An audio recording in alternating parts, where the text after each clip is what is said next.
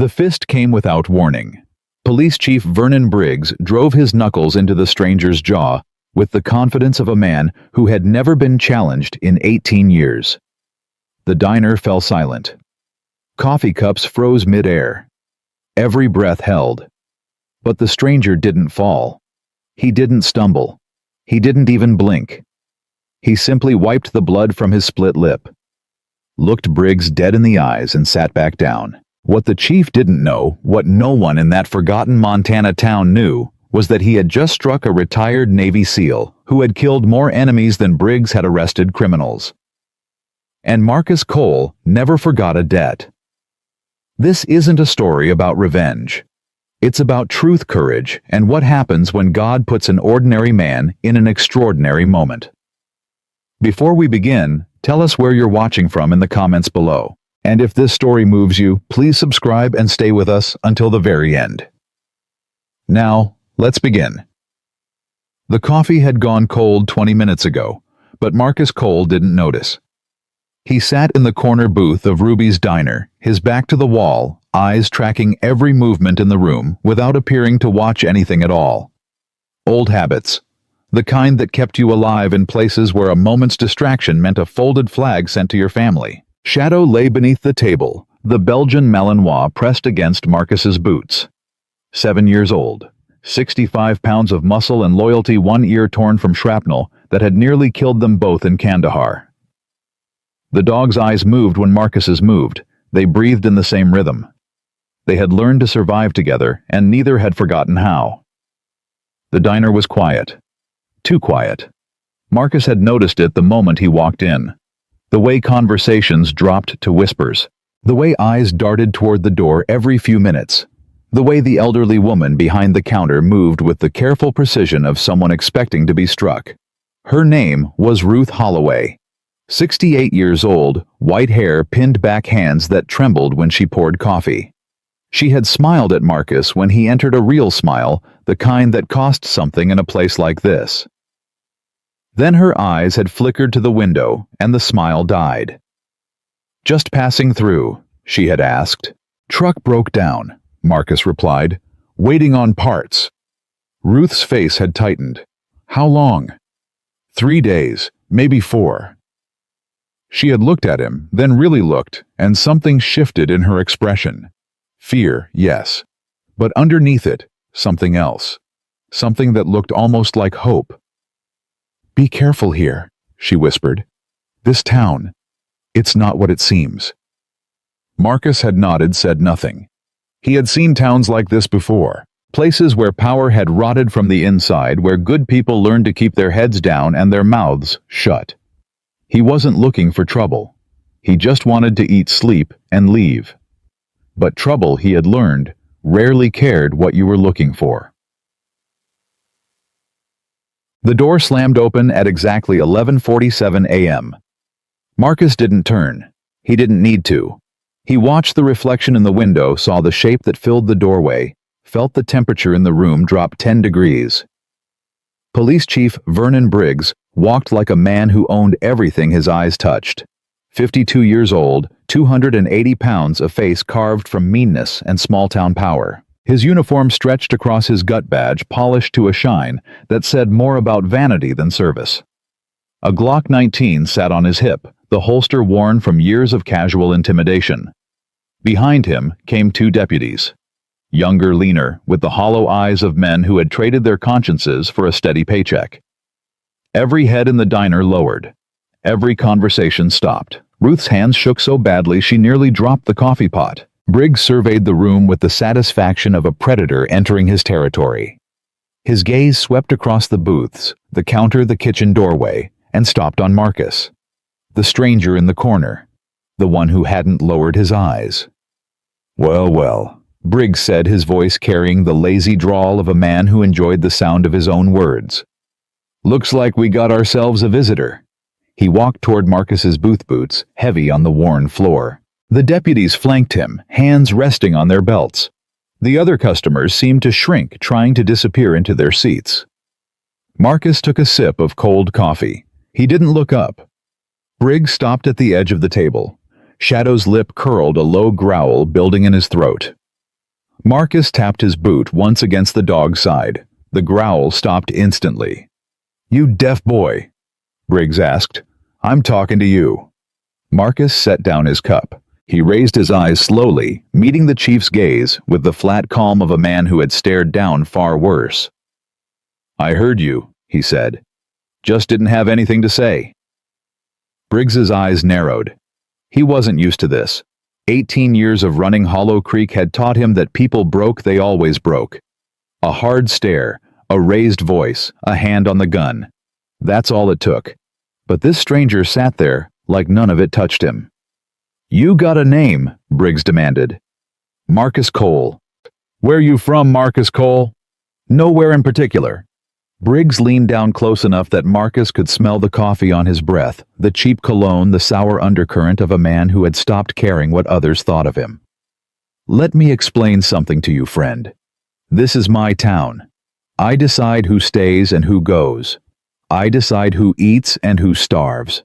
I decide who breathes easy and who chokes on their own blood. You understand me?" Marcus held his gaze. "I understand you just fine." Something flickered in Briggs's eyes. Uncertainty. It was brief there and gone in a heartbeat, but Marcus saw it. The chief wasn't used to being met head-on.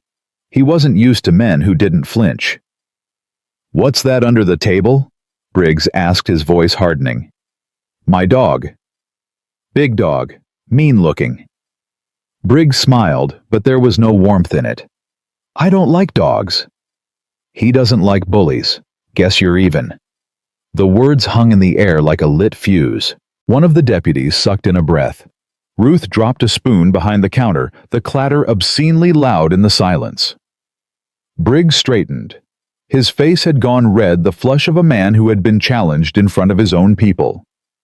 "What did you just say to me?" Marcus didn't repeat himself. He simply looked at the chief with eyes that had seen death delivered in a dozen countries. Eyes that had watched friends bleed out in the sand, eyes that no longer carried fear, because fear had been burned out of him long ago. "I'm just passing through," Marcus said quietly. "I don't want trouble. I just want to eat my breakfast and wait for my truck to get fixed. That's all." Briggs stared at him for a long moment. Then he laughed, a harsh, ugly sound. "You hear that, boys? He doesn't want trouble." He turned to his deputies, gesturing broadly. "The drifter doesn't want trouble. Ain't that sweet?" The deputies chuckled nervously, sensing their boss's rising anger. Briggs turned back to Marcus. His hand moved to his belt fingers, brushing the grip of his gun. "Here's what's going to happen, stranger. You're going to get up. You're going to walk out that door. And you're going to keep walking until this town is a memory. Because if you're still here when I come back tomorrow—" "I'll be here," Marcus said. 3 days, maybe 4. That's how long the parts take." Briggs's jaw tightened. "You interrupting me, boy?" "Just stating facts." The chief moved fast for a man his size. His hand shot out and grabbed the collar of Marcus's jacket, yanking him forward across the table. Coffee spilled. The cup shattered on the floor. "Listen to me, you piece of—" Ruth's voice cut through the tension. "Chief Briggs, please. He's just a traveler. He didn't mean any disrespect." Briggs released Marcus and spun toward the counter. "Did I ask for your opinion, old woman?" Ruth shrank back, her face pale. "No, sir. You just what?" Briggs stalked toward her, his voice rising. "You just thought you'd tell me how to do my job. In my own town. Is that what you thought?" "No, sir. I'm sorry, sir." Briggs reached the counter. He stood over Ruth, towering his shadow, swallowing her. "Coffee," he said. Ruth's hands trembled as she poured. The liquid sloshed, spilling onto the counter. "Can't even pour a cup of coffee right," Briggs muttered. He grabbed the cup, took a sip, and grimaced. "This is cold. You serving cold coffee now, Ruth?" "I'll make fresh. Just give me a minute." Briggs slapped the cup from her hands. It happened so fast that no one saw it coming. The cup flew across the counter, spraying coffee across Ruth's apron, shattering against the wall behind her. Ruth cried out, stumbling backward, her hip striking the edge of the counter. And then Marcus was standing. He didn't remember getting up. One moment, he was in the booth, the next, he was on his feet, his body moving on instincts honed by years of training and combat. Shadow rose with him, ears flat, muscles coiled. "That's enough," Marcus said. The words were quiet, almost gentle, but something in his voice made both deputies take a step back. Briggs turned slowly. His face had gone from red to purple, a vein throbbing in his temple. "What did you say to me?" "I said that's enough." Marcus moved toward the counter, placing himself between Briggs and Ruth. "She's an old woman. She doesn't deserve that." "She's my property," Briggs snarled. "This whole town is my property, and you're nothing. Just another drifter who wandered into the wrong place at the wrong time." "Maybe," Marcus said. "But I'm the drifter who's telling you to leave her alone." Briggs stared at him. Something worked behind his eyes, calculation rage, a flicker of something that might have been fear. "You know what I think," Briggs said softly. "I think you're a troublemaker. I think you came into my town looking to stir things up. And I think—" He moved without warning. The punch was fast, brutal, aimed at Marcus's jaw, with all of Briggs's considerable weight behind it. It was the kind of punch that had dropped. Bigger men had broken jaws and shattered teeth, had taught an entire town that resistance was futile. It connected. Marcus's head snapped to the side. Blood sprayed from his split lip. The impact would have sent most men to the floor. But Marcus Cole was not most men. He absorbed the blow, let the momentum carry his head around, and then slowly, deliberately, he turned back to face Briggs. He reached up and touched his lip, looked at the blood on his fingers, and then wiped them on his jeans.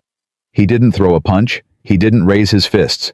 He simply looked at Briggs with an expression that held no anger, no fear, no hatred. Just patience. And in that patience, Briggs saw something that made his gut clench. He had seen that look before. Once, years ago. On the face of a man who had served 3 tours in Vietnam. A man who had killed with his hands, who had lived in the jungle for months at a time, who had forgotten how to fear because fear was a luxury he couldn't afford. That man had looked at Briggs the same way. That man was dead now. Buried in the woods outside town, his body never found. But this stranger, this Marcus Cole. "You should leave," Marcus said quietly. "Before this goes somewhere neither of us wants." Briggs's hand dropped to his gun. "You threatening me?" "No. I'm giving you a chance to walk away." The silence stretched. Every person in the diner held their breath. Ruth pressed her hand to her mouth, tears streaming down her cheeks. The deputies exchanged nervous glances, their hands hovering over their own weapons. And then Briggs laughed. It was forced, too loud, trying to reclaim the power that had slipped away in that single moment of hesitation. "You're crazy," he said. "Absolutely crazy." He turned to his deputies. "Let's go. We've got better things to do than babysit drifters." He walked toward the door, then stopped, turned. "You've got until sundown tomorrow, Cole. If I see your face after that—" He drew a finger across his throat. "Dogs, too. I hate dogs." The door slammed behind them. Marcus stood motionless until the sound of engines faded. Then he released a breath he hadn't realized he was holding. "Mr. Ruth's voice was shaking. "Mister, you need to leave. Please. You don't understand." "I understand just fine," Marcus said. He turned to face her, and his voice softened. "Are you hurt?" "What, no why?" She touched her hip, winced. "It's nothing. But he'll kill you. He's done it before. The last man who stood up to him—" She trailed off, her eyes filling with fresh tears. "They never found his body." Marcus nodded slowly. "What was his name?" "What?" "The last man who stood up to him. What was his name?" Ruth stared at him for a long moment. Then, in a whisper, "Danny? His name was Danny. He was my son." The words hit Marcus like a second punch. He looked at Ruth, really looked, and saw beneath the fear and age and trembling hands. He saw a mother's grief 3 years old, but still raw, still bleeding. He saw a woman who had lost everything and kept living because giving up would mean letting them win. "I'm sorry," he said. And he meant it. Ruth shook her head. "Don't be. Just leave, please. I've already lost one good man to that monster. I can't—" Her voice broke. "I can't lose another." Marcus pulled out his wallet. He placed 3 20s on the counter, far more than his breakfast cost. "That's too much," Ruth said. "No, it's not enough." He paused. "Ma'am, I've spent my whole life walking away from things I should have faced. Running from fights that weren't my problem." He looked toward the door, toward the town that lay beyond it, trapped under Briggs's boot. 3 days. That's how long I'm stuck here. Maybe that's not an accident. Ruth's eyes widened. "What are you saying?" "I'm saying I've been looking for something, a reason to stop running." He met her gaze. "Maybe I just found it." Before she could respond, the door opened again. Marcus spun his body, dropping into a fighting stance before he could stop himself. Shadow was already on his feet, a growl rumbling in his chest. But it wasn't Briggs. A woman stood in the doorway. Mid-30s auburn hair, exhausted eyes that had seen too much. She wore a teacher's modest clothes cardigan, long skirt, practical shoes. A little girl clutched her hand, maybe 8 years old, with her mother's hair and a purple bruise on her cheek. The woman froze when she saw Marcus. Her eyes dropped to Shadow, then back up, widening with fear. "It's okay," Ruth said quickly. He's not one of them." The woman hesitated, then stepped inside, pulling her daughter close. "Emma," Ruth said, "this is Marcus Cole. He's just passing through." Emma Sinclair didn't respond. She guided her daughter to a booth, sat her down, and brushed the hair from the girl's face with trembling fingers. "Lily, honey, let me see." The girl turned her head. The bruise was fresh, the skin swollen, already turning purple. Marcus's jaw tightened. "What happened?" Emma looked up at him.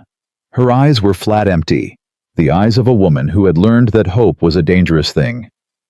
"She was playing near the old Henderson property. Deputy Rawlings said she was trespassing." Her voice was hollow. "He said it was a warning." "A warning," Marcus repeated. "He hit a child as a warning." "Briggs owns that land now. They're buying up everything in town. Anyone who resists—" She stopped, shook her head. "It doesn't matter. Nothing matters." Ruth brought over an ice pack wrapped in a cloth. She pressed it gently to Lily's cheek, murmuring soft words of comfort. Marcus walked to the booth. He crouched down, bringing himself to the little girl's eye level. "Hey there," he said softly. "I'm Marcus. That's Shadow." He gestured to the dog who had padded over to sit beside him. "He's pretty friendly. You can pet him if you want." Lily's eyes went to the Malinois. Despite everything, a flicker of interest crossed her face. "Does he bite?" she asked. "Only bad guys," Marcus said. "Never little girls."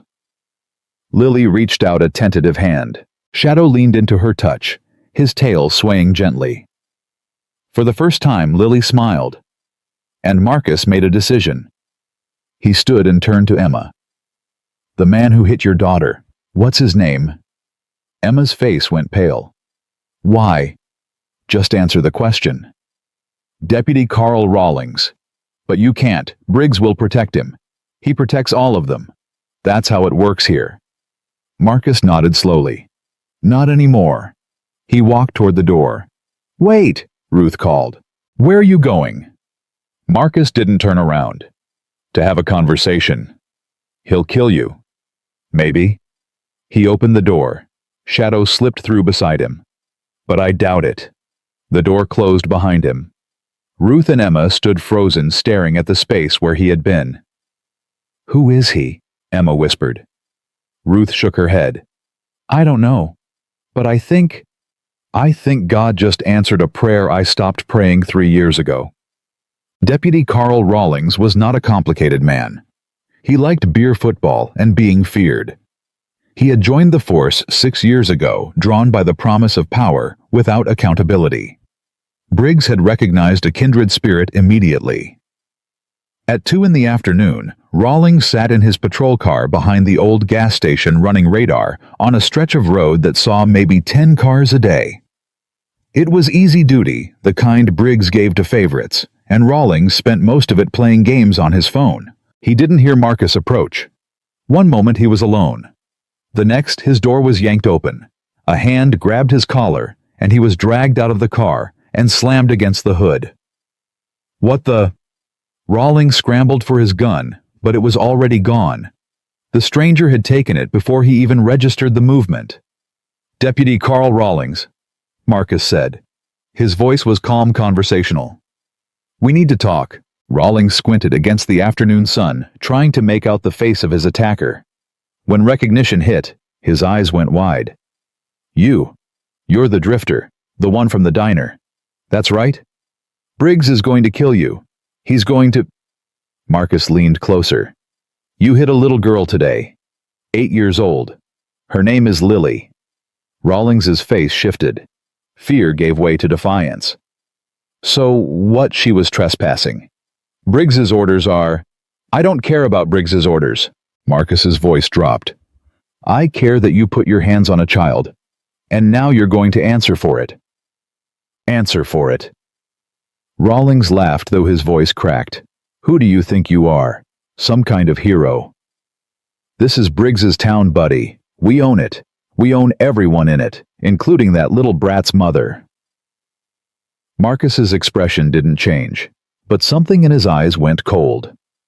"Let me tell you something about myself, Deputy.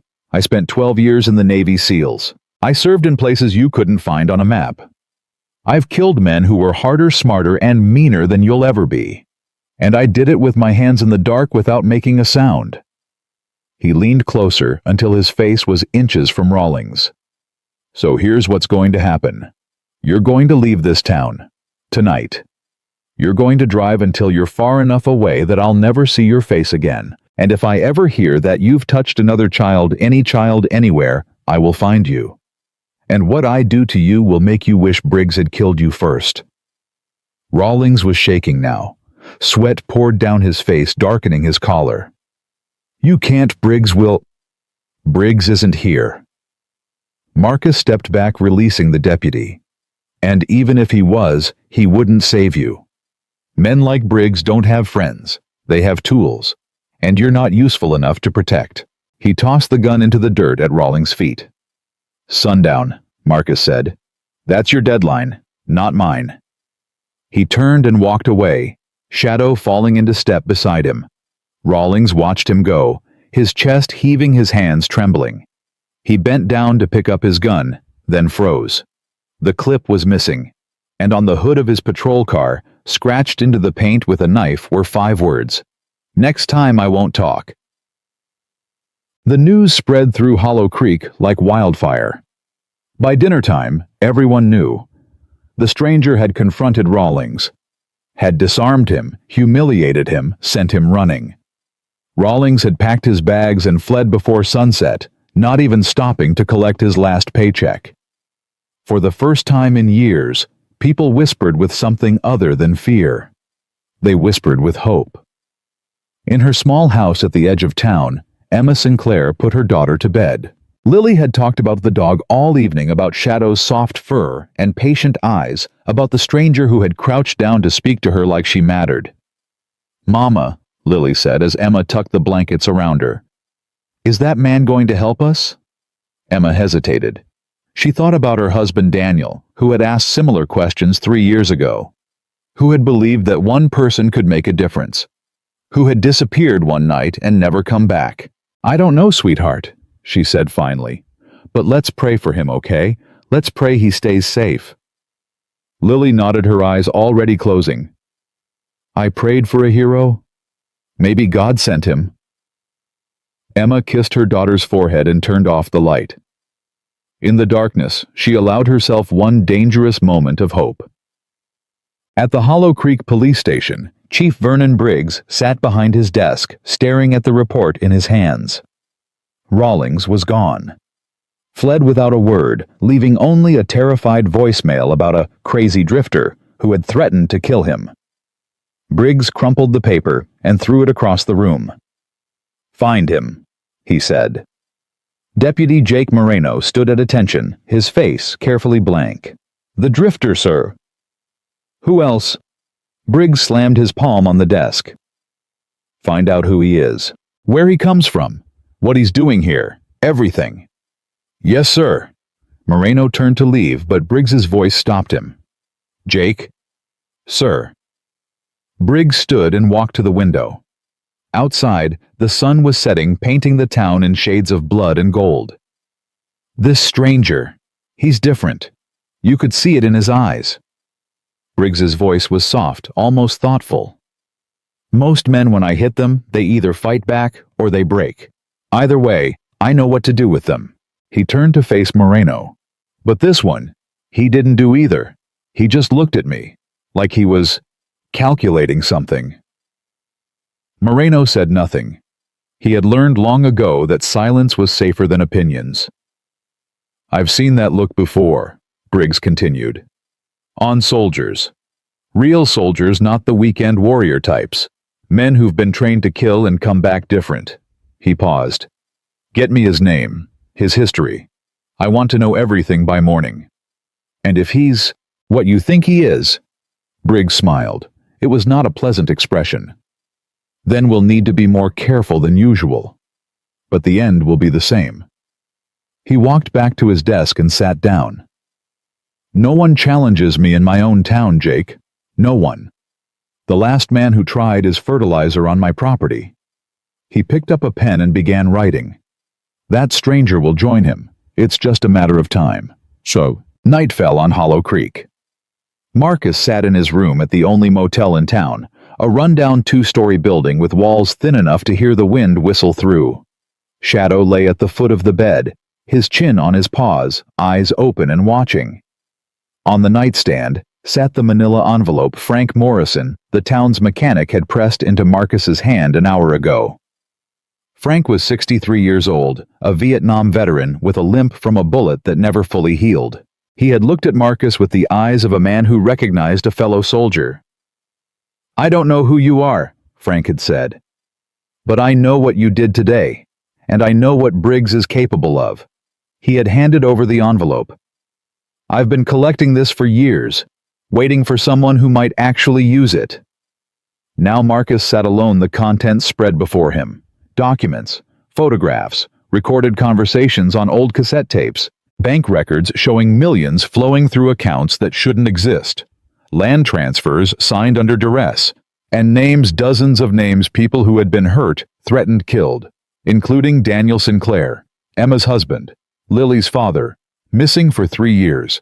But Frank had included something else, a map, hand-drawn with X marking a location on Briggs's property, and a note, Danny Holloway isn't dead.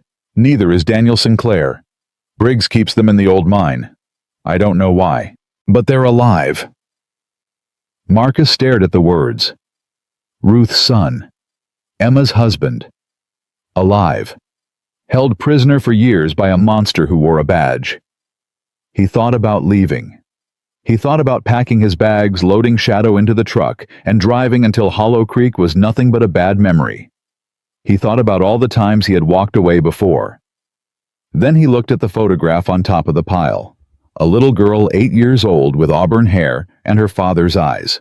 Lily Sinclair, who had prayed for a hero. Marcus picked up his phone. He dialed a number he hadn't called in 3 years. A gruff voice answered. Who is this? It's Cole. I need a favor. Silence. Then, Jesus Christ, Marcus Cole. I thought you were dead.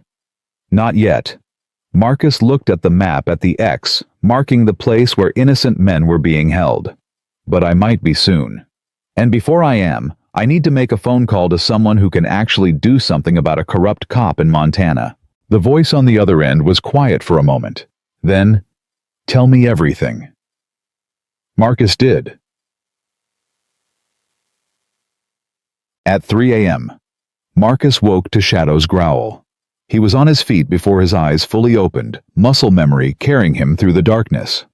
Shadow stood at the door, hackles raised, every line of his body vibrating with tension. Someone was outside. Marcus moved to the window, pressing himself against the wall, peering through the gap in the curtains. Two figures, moving through the parking lot, trying to be quiet. They weren't quiet enough. Marcus grabbed his jacket and slipped out the back window, shadow flowing through behind him. They circled around the building, silent as ghosts approaching the figures from behind. The men were bent over Marcus's truck. One held a gas can. The other held something that glinted in the moonlight. A knife, slashing his tires. Marcus stepped out of the shadows, looking for something. They spun. The one with the knife lunged. He was unconscious before he hit the ground. The second man dropped the gas can and reached for his belt. Marcus was faster. He caught the man's wrist twisted and heard the gun clatter to the pavement. "Who sent you?" Marcus asked. The man whimpered. "Please, man, we were just—" "Who sent you?" "Briggs. It was Briggs. He said to scare you, that's all. Just scare you into leaving." Marcus released him. The man collapsed, cradling his arm. "Tell Briggs something for me," Marcus said. "Tell him I got the message. And tell him I'm not scared. Tell him I've been to hell and back, and nothing he can do will ever compare." He leaned down, his voice dropping to a whisper. "Tell him I know about the mine. I know about Danny Holloway and Daniel Sinclair, and I'm coming for them." The man's face went white. Marcus stood and stepped back. Shadow circled the prone figures, a warning growl rumbling in his chest. "Run," Marcus said. "Now!" They ran. Marcus watched them go, then turned to survey the damage to his truck. 2 tires slashed, easily fixed. But the message was clear. Briggs knew he was a threat, and Briggs was getting desperate. Marcus smiled grimly. Good. Desperate men made mistakes. And Vernon Briggs was about to make the biggest mistake of his life. He looked up at the stars, cold and clear in the Montana sky. 3 days. He had asked God for 3 days. Now he wondered if that would be enough. Behind him, shadow pressed against his leg, a warm and solid presence in the darkness. "It's okay, boy," Marcus murmured. "We've been in worse spots." The dog's tail wagged once. Together they walked back toward the motel. And somewhere in the darkness, in a cell carved into the earth, 2 men who had been forgotten by the world suddenly felt something they hadn't felt in years. Hope. Like somehow impossibly someone was finally coming. Dawn came cold and unforgiving. Marcus had not slept after the attack. He sat at the small table in his motel room, Frank's documents spread before him, memorizing every detail. Names, dates, patterns, the way a corrupt empire operated when no one was watching. Shadow lifted his head as footsteps approached the door. Not heavy, not threatening. A woman's walk, hesitant and afraid. Marcus opened the door before she could knock. Emma Sinclair stood there, Lily's hand clasped in hers. The little girl's bruise had darkened overnight, turning purple and black, but her eyes lit up when she saw Shadow. "Can I pet him again?" Lily asked. Marcus nodded. The dog patted forward, tail swaying, and pressed his nose into Lily's palm. Emma watched her daughter, then turned to Marcus. Her voice was barely a whisper. "Is it true what they're saying in town?" "Depends on what they're saying. That you made Rawlings run. That you're not afraid of Briggs." She paused, her throat working. "That you might be able to help us." Marcus stepped aside. "Come in. We need to talk." Emma hesitated. 3 years of survival instincts screamed at her to run, to hide, to never trust a stranger. But something in this man's eyes told her a different story. Something that looked like truth. She walked inside. Marcus closed the door and turned to face her. He didn't waste time with pleasantries. "Your husband, Daniel Sinclair. Tell me about him." Emma's face crumpled. She pressed her hand to her mouth, fighting for control. He was a good man. An accountant. He worked for the county for 12 years. 3 years ago, he found something in the books. Money going places it shouldn't go. Land deals that didn't make sense. He started asking questions. And then he disappeared. Emma nodded, tears spilling down her cheeks. One night he didn't come home. Briggs said he ran off, said he must have found another woman, abandoned us. But Daniel would never—" Her voice broke. "He loved us. He loved Lily more than anything in the world. He would never leave." Marcus reached into the pile of documents. He pulled out a photograph and handed it to her. Emma looked at it. Her face went white. This is Daniel's handwriting. These are his notes. Frank Morrison gave them to me. Your husband didn't run, Emma. He was taken. And according to Frank's information, he might still be alive." Emma's legs gave out. She sank onto the edge of the bed, the photograph clutched to her chest. Alive. The word came out strangled. For 3 years. Where, how? There's an old mine on Briggs's property, abandoned since the 70s. Frank believes Briggs has been keeping prisoners there. People who knew too much. People who couldn't be allowed to talk. Danny Holloway, Emma whispered. Ruth's son. He disappeared the same way. Yes? Emma looked up at Marcus. Her eyes were red, her face streaked with tears, but underneath the grief, something else was building. Something fierce. Can you save him? Can you bring him back? Marcus met her gaze steadily. I'm going to try. Why? The question burst out of her. You don't know us. You don't owe us anything. Why would you risk your life for strangers? Marcus was quiet for a long moment. When he spoke, his voice was rough. Because I spent 3 years running from the men I couldn't save. My team, my brothers. They died because command abandoned us, and I've been carrying that weight every day since. He looked at Lily, who was still petting Shadow, oblivious to the conversation.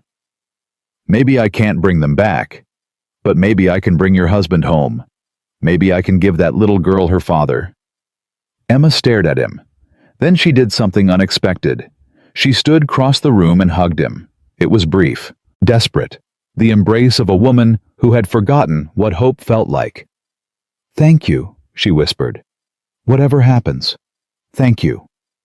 Marcus stood rigid for a moment, then gently patted her back. Don't thank me yet. This is going to get worse before it gets better. Emma pulled back, wiping her eyes.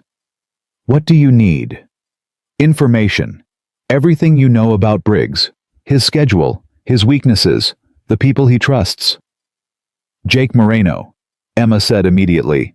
Deputy Moreno. He's not like the others. His father was the old sheriff before Briggs came. He's been trying to gather evidence for years, but he's too afraid to act alone. Marcus filed that away. Anyone else? Doc Warren. He treats Briggs's victims. He keeps records of every injury, every lie he's been forced to tell. He hates Briggs more than anyone, but he's old and scared. Good. That's good. Marcus gathered the documents and slid them back into the envelope. I need you to do something for me. Anything. Go about your day like nothing happened. Take Lily to school. Smile at people. Don't let anyone know you talked to me. Emma nodded. And then? Tonight, midnight. Bring Jake Moreno to the old barn on Miller Road. Tell him a friend wants to talk. He'll think it's a trap. Tell him I know about his father. Tell him I know what really happened the night Sheriff Thomas Moreno died. Emma's eyes widened. You know about that? Frank's notes are very thorough. Marcus opened the door. Midnight, Emma. Don't be late. She took Lily's hand and led her toward the door. At the threshold, she paused. Marcus. Yeah. Be careful. Briggs has killed better men than you. Marcus smiled grimly. No, he hasn't. The door closed behind them. Marcus turned to Shadow. The dog's ears were up alert, waiting for orders. Time to go to work, boy. Shadow's tail wagged once. Ready, always ready. By 9 a.m., Marcus had made 3 stops. The first was the garage where Frank Morrison worked. The old mechanic was under a truck when Marcus arrived, his legs sticking out from beneath the chassis. Frank. The legs went still. Then Frank rolled out, wiping his hands on a rag. His weathered face creased with concern. "You're still here. I figured Briggs would have run you out by now." "He tried. Sent 2 men to slash my tires last night." Frank's eyes narrowed. "And? They won't be back." A ghost of a smile crossed the old man's face. "Good. What do you need?" "A map of the old Blackwood mine, the original one before it was sealed." Frank's smile faded. "You're going in there. Tonight. It's suicide. Briggs has that place guarded. Motion sensors, cameras, armed men. I've dealt with worse." Frank studied him for a long moment. Then he reached under his workbench and pulled out a rolled tube of yellowed paper. "My grandfather worked that mine. These are the original blueprints. There's a second entrance ventilation shaft on the north side. Briggs doesn't know about it. At least I don't think he does." Marcus took the blueprints. "Thank you." "Don't thank me." Frank's voice was hard. "Bring those men home. Bring Danny home. His mother has cried every night for 3 years." "I will." Marcus turned to leave, then stopped. "Frank, why didn't you do this yourself? You've had the evidence for years." The old man's shoulders slumped. "Because I'm a coward. I fought in Vietnam. I've seen things that would turn your hair white, but Briggs..." He shook his head. "Briggs is different. He's not just evil. He's patient. He waits. He watches. And when you least expect it, he destroys everything you love." He looked at Marcus with rheumy eyes. "I was afraid. I'm still afraid. But you're not afraid of anything, are you?" Marcus thought about that. About the nightmares that woke him every night. About the faces of dead men that haunted his every quiet moment. About the fear that lived in his chest like a second heartbeat. "I'm afraid of plenty," he said quietly. "I just don't let it stop me." He walked out into the morning light. His second stop was the medical clinic. Doc Warren was 71 years old with white hair and hands that still moved with a surgeon's precision. He was alone when Marcus walked in, organizing pill bottles behind the counter. "Clinic's closed," he said without looking up. "I'm not here for medicine." Warren's hands stopped. He turned slowly, his eyes widening as he took in the stranger. "You're him. The one from the diner." "Yes." "You should be gone by now. Briggs doesn't give second chances." "Neither do I." Marcus moved closer, lowering his voice. "I know you keep records, real records. The ones that show what Briggs and his men have done." Warren's face went pale. "I don't know what you're talking about." "Yes, you do. Every broken bone, every suspicious injury, every lie you've been forced to put on an official report. You've been keeping the truth hidden, waiting for someone who might use it." Warren's hands trembled. "If Briggs finds out?" "He won't. Not until it's too late." Marcus stepped closer. "I'm going to bring him down, Doc, tonight, but I need your help." "How?" "I need you to be ready. There will be men who need medical attention, men who have been held captive for years. Can you do that?" Warren was silent for a long moment. His eyes were wet, his breathing shallow. Finally he spoke. "My daughter, Clara. She was 17 when Briggs took an interest in her. I sent her away to relatives in California before he couldn't finish the sentence. I've hated that man for 15 years. I've dreamed about watching him burn." He straightened and something hard entered his eyes. "Tell me where to be and when. I'll be there." Marcus nodded. "Midnight. The old barn on Miller Road. Bring your medical bag." "I'll be there." Marcus turned to leave. "Wait." Warren's voice stopped him. "There's something else you should know." "What?" "Briggs has been making calls. All morning. Bringing in people from outside. Mercenaries. The kind of men who don't ask questions." Marcus absorbed that. "How many?" "I don't know, but more than you can handle alone." "I won't be alone." Warren looked skeptical. "Who's going to help you? Everyone in this town is terrified." Marcus smiled slightly. You'd be surprised what terrified people can do when they finally decide they've had enough. He walked out, leaving the old doctor staring after him. His third stop was the most dangerous. The police station sat in the center of town, a squat brick building that radiated authority. 2 patrol cars sat outside. Through the window, Marcus could see a young deputy sitting behind the front desk. Jake Moreno. Marcus didn't go inside. Instead, he walked past the station, turned down an alley, and waited.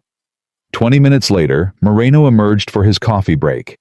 He was 28 years old, with dark hair and a jaw that reminded Marcus of the photos in Frank's file.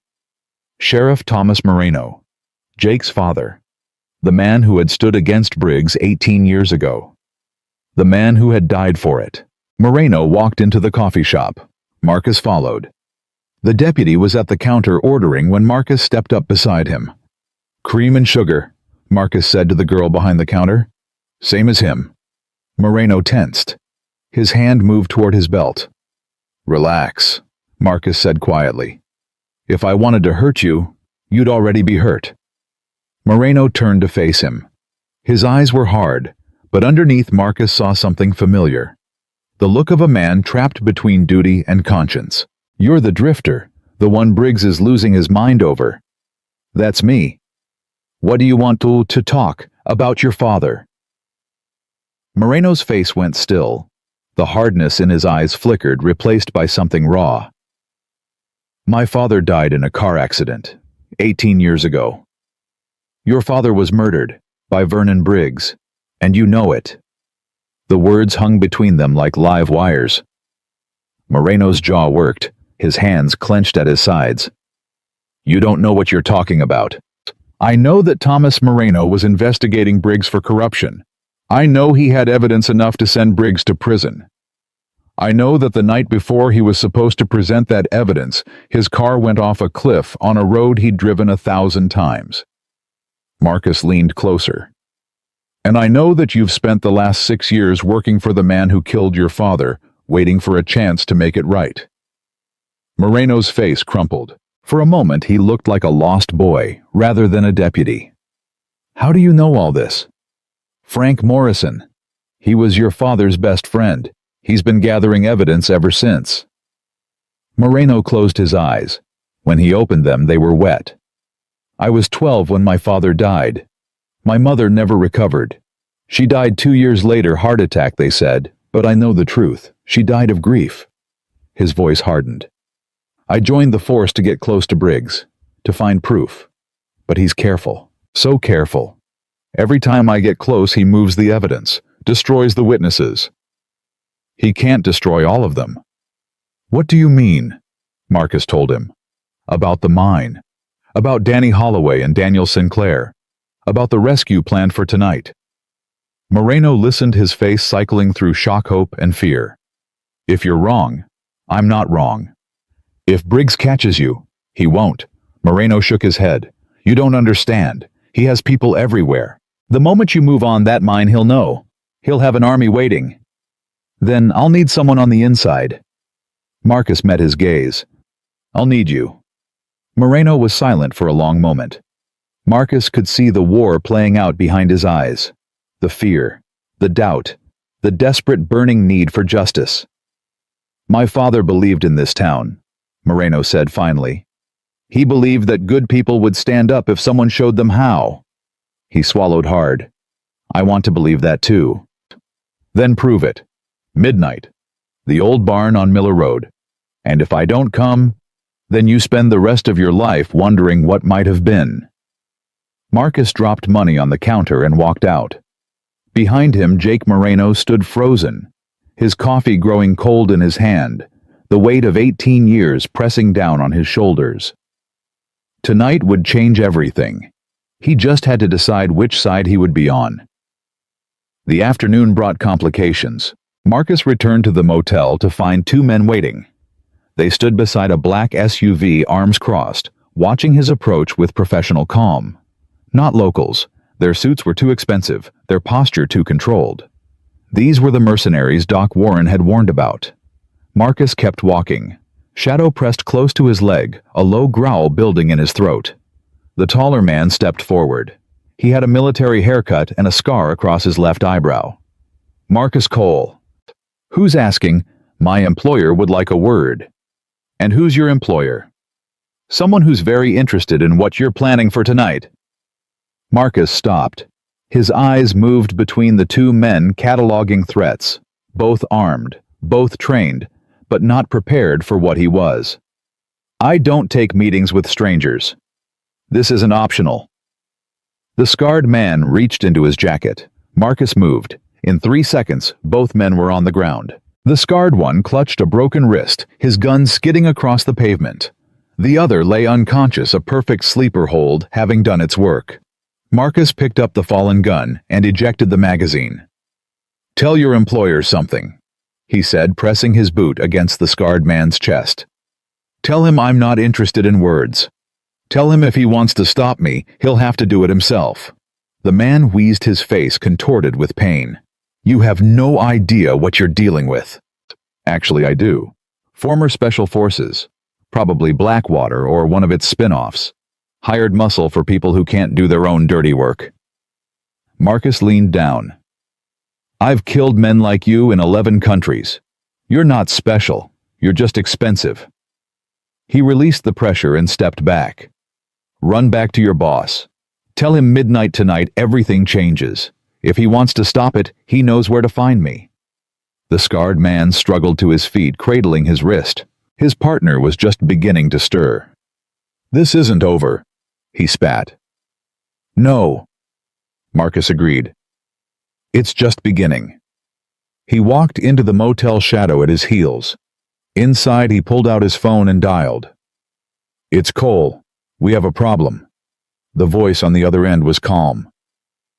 What kind of problem? Briggs called in outside help. Professional. At least 2, probably more.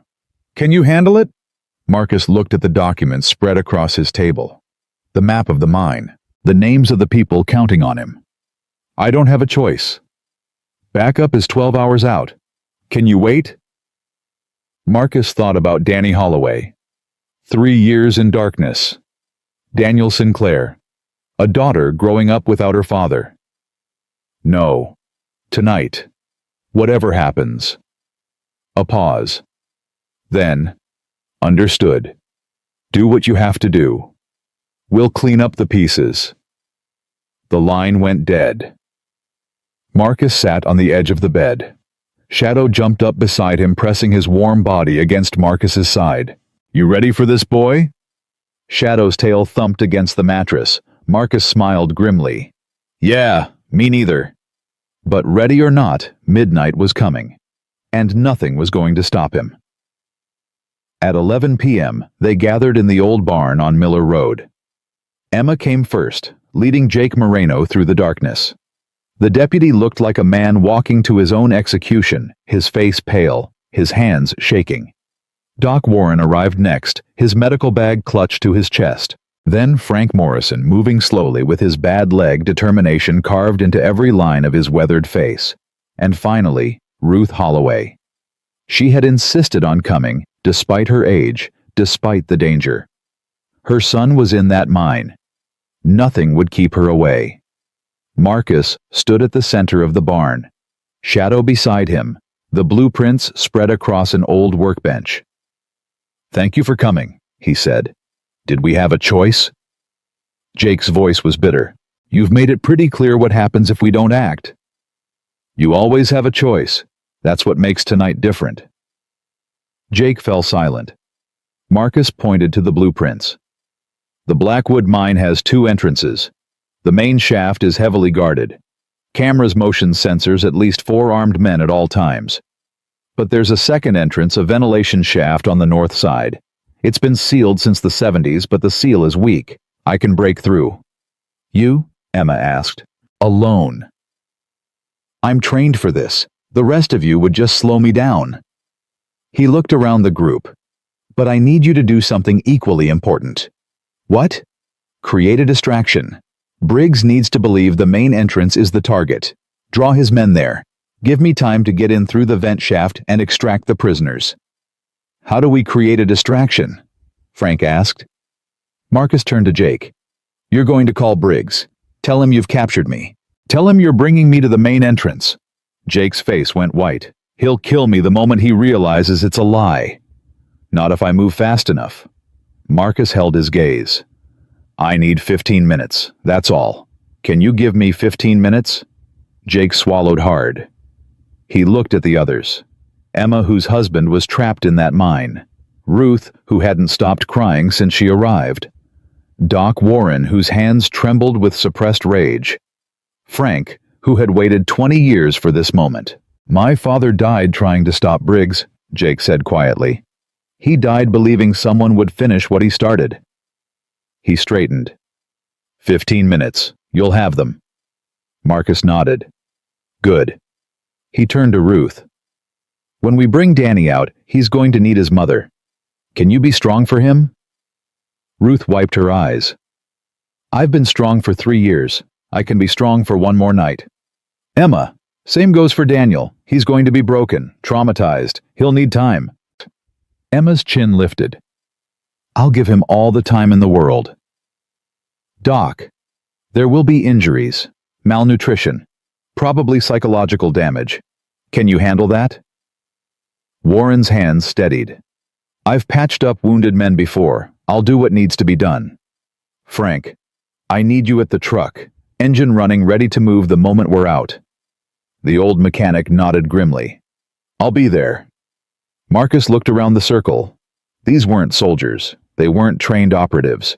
They were ordinary people, broken, scared, pushed to the edge, but they were standing. And sometimes that was enough. One more thing, Marcus said. If this goes wrong, if I don't make it out, don't try to save me. Get to the state police, give them Frank's documents, burn Briggs to the ground. And if it goes right? Emma asked. Marcus allowed himself a small smile. Then tomorrow morning, this town wakes up free.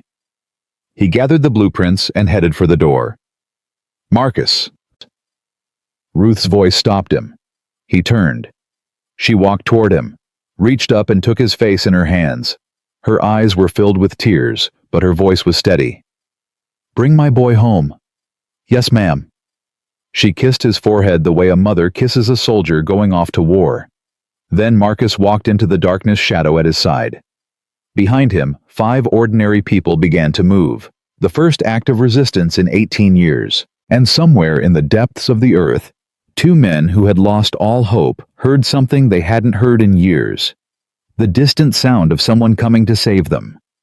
The ventilation shaft was narrower than the blueprint suggested. Marcus pulled himself through the darkness, elbows scraping against rusted metal lungs, filling with air that tasted like decay and forgotten years. Shadow moved behind him, the dog's breath hot against his boots, trained to follow in silence, no matter how tight the space. 15 minutes. That was all Jake could buy him. He had already burned 3. The shaft angled downward, dropping into the earth at a steep grade.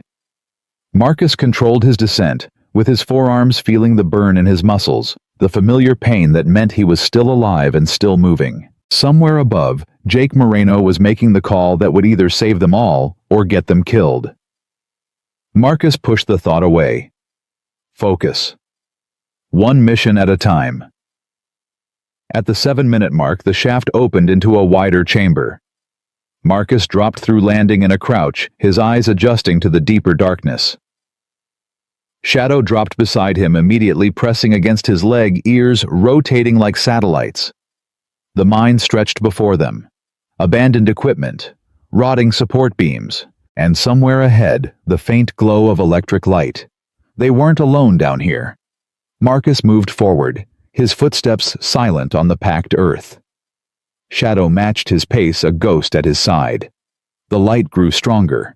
Voices drifted through the tunnels, distorted by distance and stone.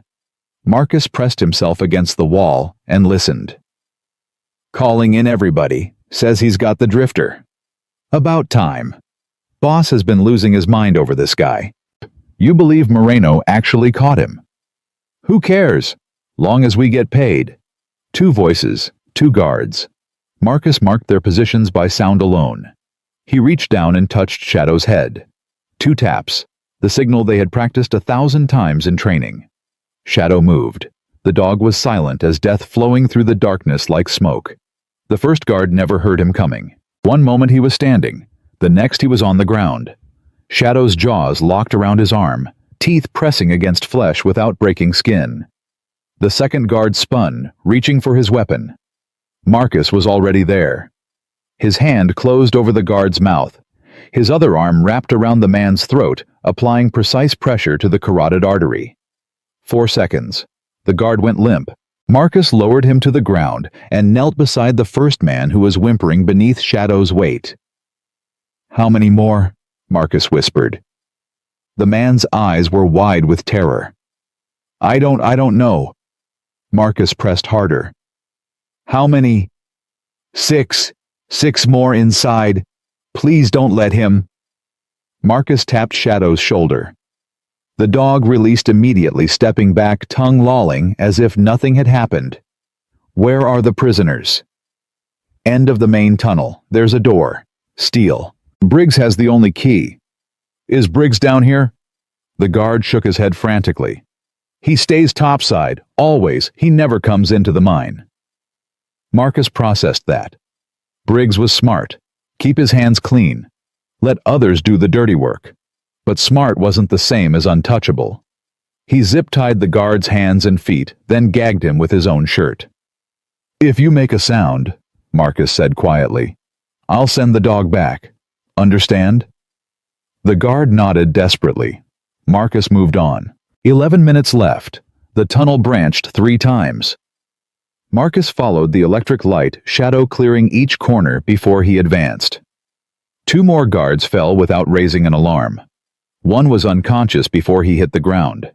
The other managed to draw his weapon, but Shadow was faster, knocking him flat, teeth bared inches from his throat. "Don't," Marcus warned.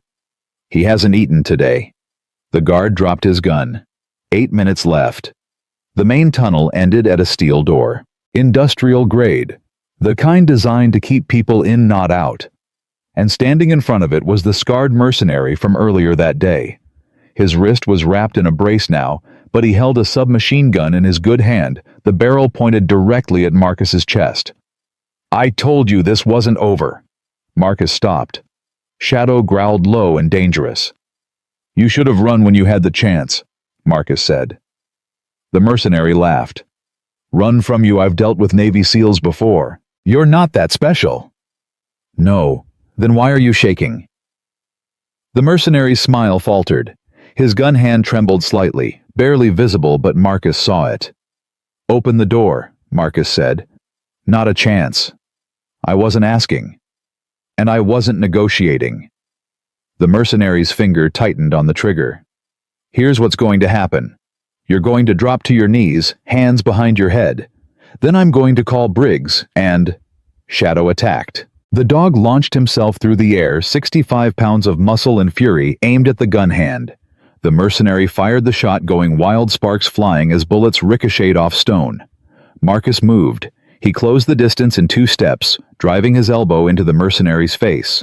Bone crunched, blood sprayed. The gun clattered to the ground. The mercenary staggered but didn't fall. He was tougher than the others, trained. He threw a punch that Marcus barely dodged, followed by a knee aimed at his groin. Marcus twisted, taking the blow on his thigh, and countered with a palm strike to the chest. The mercenary stumbled backward, gasping. But he wasn't done. He pulled a knife from his belt, a wicked curved blade, and slashed at Marcus's face. Marcus caught his wrist twisted and felt the joint pop. The mercenary screamed. Marcus drove him into the steel door, pressing the man's own knife against his throat. "The key. Where is it?" "Go to hell." Marcus pressed harder. A thin line of blood appeared on the mercenary's neck. "Last chance." The mercenary's eyes darted to the left.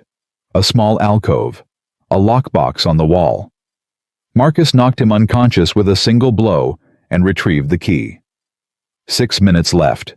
The door opened with a grinding shriek that echoed through the tunnels. And then Marcus saw them. 2 men. Huddled in the far corner of a cell carved from stone. Their clothes were rags. Their bodies were skeletal. Their eyes, when they looked up, held the hollow terror of animals who had forgotten what hope looked like. Danny Holloway, Ruth's son. 3 years in darkness. Daniel Sinclair, Emma's husband, Lily's father. 3 years of believing he had been forgotten. Marcus's throat tightened. He had seen prisoners before. He had seen what captivity did to men. But this 3 years in a hole in his own country, under the boot of a man who wore a badge, this was something else. "My name is Marcus Cole," he said, keeping his voice gentle. "Your family sent me. I'm going to get you out." Danny didn't move. His eyes were blank, uncomprehending. But Daniel pushed himself up on shaking legs. His voice was barely a whisper, cracked from years of disuse. "Lily, is Lily okay? She's perfect. She's waiting for you." Something broke in Daniel's face. Tears spilled down his hollow cheeks, the first tears of hope he had cried in 3 years. "She's alive. My baby girl is alive." "She prayed for a hero," Marcus said. "She never stopped believing you'd come home." Daniel's legs gave out. Marcus caught him, holding him upright. "Can you walk?" I think so." Marcus turned to Danny. "What about you?" Danny didn't respond. He sat motionless, staring at nothing. Daniel shook his head. "He stopped talking a year ago. They broke something in him. I don't know if it can be fixed." Marcus knelt in front of Danny. He reached out slowly, placed his hand on the young man's shoulder. "Danny, your mother is waiting. Ruth. She never stopped loving you. She never stopped fighting. Can you hear me?" Nothing. Not even a flicker. Marcus's jaw tightened. He had seen this before. Men who had retreated so far into themselves that reality couldn't reach them anymore. But there was no time. No time for gentleness, for slow rehabilitation. Shadow. The dog padded forward. He sniffed Danny's hand, then did something unexpected. He lay down beside the broken man and rested his head in Danny's lap. A tremor ran through Danny's body. His hand moved, slowly, shakily. It came to rest on Shadow's fur. And then for the first time in 3 years, Danny Holloway spoke. "Dog." One word, barely audible. But it was something. Marcus blinked hard against the burning in his eyes. "Yeah," he said softly. "That's Shadow. He's going to help us get out of here. Can you walk if you hold on to him?" Danny's fingers tightened in Shadow's fur.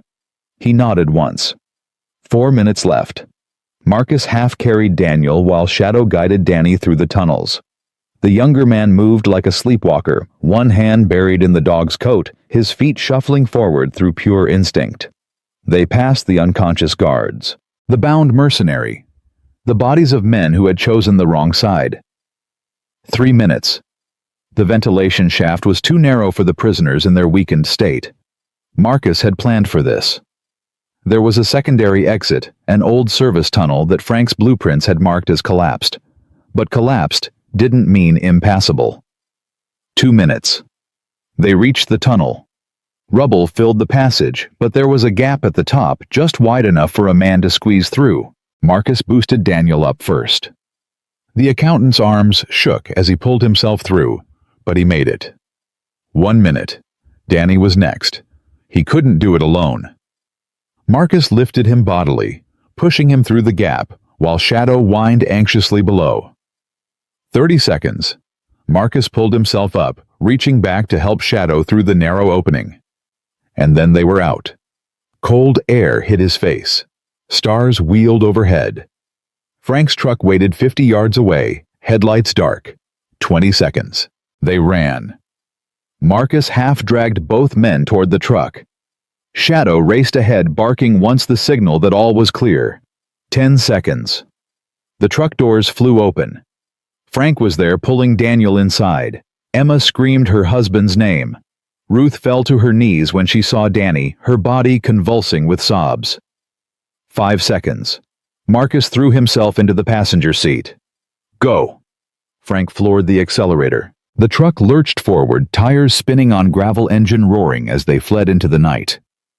Behind them, the mine erupted with activity. Lights, shouts, gunfire cracking through the darkness. But they were already gone. The distraction had worked. Jake's 15 minutes had been enough. Marcus allowed himself one breath, one moment of relief. Then his phone buzzed. A text from Jake Moreno.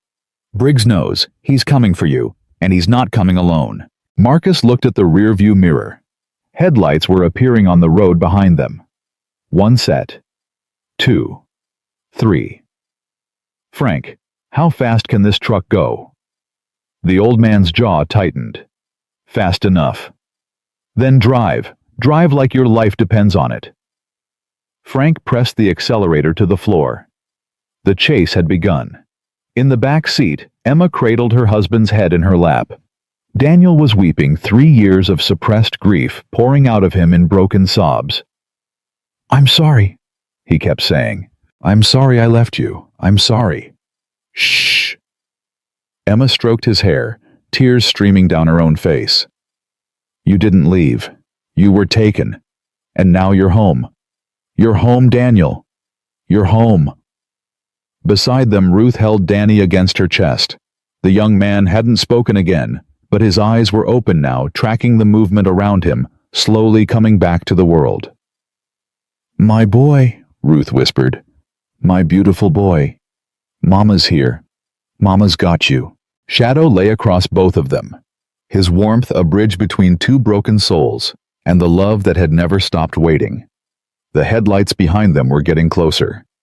"They're gaining," Frank said, his voice tight. Marcus pulled his phone and dialed Jake. "Where are you?" "East Road, 2 miles from the junction." "They're right behind us, at least 3 vehicles." "I know, I'm watching." Jake's voice was strained.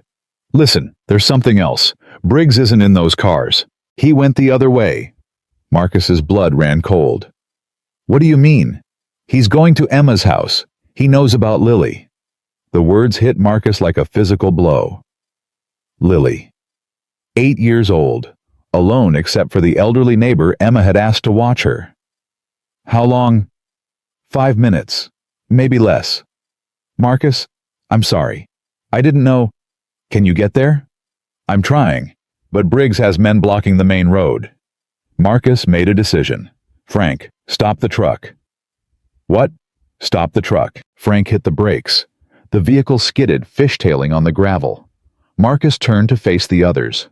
His eyes found Emma. "Briggs is going for Lily." Emma's face went white. No, he can't. "I need you to stay with Daniel. Stay with Ruth and Danny. Frank will get you somewhere safe." "But Lily..." "I'm going to get her. I promise you. But I need you to trust me." Emma's hands were shaking. She looked at her husband, the man she had lost for 3 years, and then back at Marcus. "Bring my daughter back." "I will." Marcus threw open the door. Shadow leaped out beside him. The headlights behind them were close now, less than a quarter mile. "Frank, take the back roads. Get to the state highway. Don't stop for anything." The old man nodded grimly. "What about you?" Marcus looked at the approaching vehicles, then at the darkness beyond. "I'll find another way." He slammed the door. Frank hit the gas. The truck disappeared into the night. Marcus turned to face the oncoming lights. 3 vehicles, maybe 12 men. He smiled grimly. "Okay, boy, let's go save a little girl." Shadow's tail wagged once. They ran. Not toward the vehicles perpendicular into the woods that bordered the road. The terrain was rough, treacherous in the darkness, but Marcus moved like a ghost. This was what he had been trained for. This was what he had done in mountains and jungles and deserts across the world. Behind him, the vehicles screeched to a halt. Doors slammed, men shouted. But Marcus was already gone. He ran. Branches whipped at his face. Roots tried to trip him. His lungs burned with cold air. But he ran. Because somewhere across town, a little girl was in danger. A little girl who had prayed for a hero. A little girl who had finally gotten her father back, only to face a monster in the same night. Marcus had made a promise. He intended to keep it. Emma's house was 2 miles away. Cross-country through the woods, it was closer to 1.5. Marcus covered the distance in 8 minutes. He emerged from the tree line, just as Briggs's patrol car pulled up to the small house. The chief stepped out, his face twisted with rage. A gun gleamed in his hand. Behind him came two more men, the mercenaries Marcus hadn't dealt with in the mine. They walked toward the front door. Marcus didn't hesitate. "Briggs!" The shout echoed through the night. Briggs spun. His eyes widened when he saw Marcus emerge from the darkness shadow at his side. "You?" "Yeah, me." Briggs raised his gun. "You should be dead. You should be rotting in that mine with the others." "Plans change." The mercenaries moved to flank Marcus, their weapons drawn. "Kill him," Briggs ordered. They opened fire. Marcus was already moving. He dove left. Rold came up behind a parked car. Bullets sparked off metal. Shadow circled right, drawing fire away. Marcus pulled the gun he had taken from the mercenary in the mine. He fired twice. One mercenary dropped, clutching his leg. The other dove for cover. "Call them off, Briggs. It's over." "Over?" Briggs laughed. "It's not over until I say it's over. This is my town, my kingdom. You think you can just walk in and—" The front door of the house opened. Lily stood there in her pajamas, clutching a stuffed bear, her eyes wide with terror. "Mama!" Everything stopped. Marcus's heart seized. Briggs saw her. His face twisted into something ugly. "Well, well, look who decided to join us." He started toward her. Marcus stepped into the open. "Don't!" Briggs pointed his gun at Marcus, then at Lily, then back at Marcus. "Drop the weapon, now, or I put a bullet in this little girl." Marcus's jaw tightened. He looked at Lily, innocent, terrified, not understanding why monsters existed in the world. He dropped his gun. "Good boy." Briggs's smile was savage. "Now, on your knees." Marcus knelt. Briggs walked toward him, gun leveled at his head. "You know what your mistake was. You thought you could save them. You thought one man could make a difference." He pressed the barrel against Marcus's forehead. "But this isn't a movie. Heroes don't win. They just die slower than everyone else." "You're right about one thing," Marcus said quietly. "What's that? One man can't make a difference." He looked past Briggs at the shadows moving behind the chief. "But one man plus a team, that's different." Briggs frowned. "What are you—" Jake Moreno's voice cut through the night. "Drop the weapon, Chief. It's over." Briggs spun. Jake stood behind him, his service weapon drawn, aimed at Briggs's chest. Beside him stood Doc Warren with a shotgun. And behind them, emerging from vehicles that had arrived silent and dark, were men and women in FBI jackets. The call Marcus had made 3 days ago had finally been answered. Briggs' face went pale. "Jake, what do you think you're doing?" "My job, for the first time in 6 years." Jake's voice was steady. "Vernon Briggs, you're under arrest for kidnapping, false imprisonment, corruption, and the murder of Sheriff Thomas Moreno." Briggs' gun hand trembled. "Your father was weak, just like you." "My father was the strongest man I ever knew, and tonight I finally get to prove I'm his son." For a long moment no one moved. Then Briggs made his choice. He spun toward Lily, gun raised. Marcus moved. He exploded up from his knees, driving his shoulder into Briggs's midsection. The gun fired the shot, going wild. They crashed to the ground, struggling for the weapon. Briggs was bigger, heavier. But Marcus had spent 12 years learning to fight in places where losing meant death. He twisted the gun free, slammed his elbow into Briggs's jaw, rolled away and came up, standing the weapon in his hand. Briggs lay on the ground, blood streaming from his mouth, his empire crumbling around him. Marcus aimed at his chest. His finger tightened on the trigger. One shot. That's all it would take. Justice for Danny, for Daniel, for Thomas Moreno, for everyone this monster had ever hurt. "Marcus." Jake's voice, quiet, steady. "Don't. He's not worth it." Marcus's hand shook. Every instinct screamed at him to fire, to end this, to make sure Briggs never hurt anyone again. But then he heard it. A small voice, trembling, hopeful. "Mr. Is it over?" "Lily." Marcus looked at her. 8 years old, purple bruise on her cheek, stuffed bear clutched to her chest. She had already seen too much darkness. He wouldn't add more. Marcus lowered the gun. Yeah, sweetheart. It's over. FBI agents swarmed forward, dragging Briggs to his feet, cuffing his hands behind his back. The chief was screaming now, threats, denials, promises of revenge, but no one was listening anymore. His power had been broken. His kingdom had fallen. Marcus walked to Lily and knelt down. Shadow padded up beside him, and the little girl immediately buried her face in the dog's fur. You're safe now, Marcus said softly. Your daddy is safe too. He's coming home. Lily looked up at him with wet eyes. You brought him back. I did. Are you the hero I prayed for? Marcus thought about that, about all the years he had run, all the people he couldn't save, all the weight he still carried. No, he said finally. I'm just a man who happened to be in the right place at the right time. The real heroes are the people who kept hoping even when it seemed impossible. Lily considered this. Then she leaned forward and hugged him. Marcus closed his eyes. For the first time in 3 years, the weight on his chest felt lighter. Not gone. Never gone. But lighter. And for now, that was enough. The FBI took Briggs away in handcuffs at 2:47 a.m. Marcus watched the patrol car disappear down the dark road, its taillights fading like dying embers. The monster who had terrorized Hollow Creek for 18 years was gone. But the night wasn't over. Jake Moreno stood beside him, his face pale in the emergency lights. It's done, Jake said. His voice cracked on the words. I can't believe it's actually done. It's not done yet. Jake turned. What do you mean we got him? We got the evidence. The FBI is here. Marcus shook his head slowly. Briggs was the head, but a snake this big doesn't survive on one head alone. Before Jake could respond, an FBI agent approached. She was in her 40s with sharp eyes and a no-nonsense manner. Her badge identified her as Special Agent Diana Torres.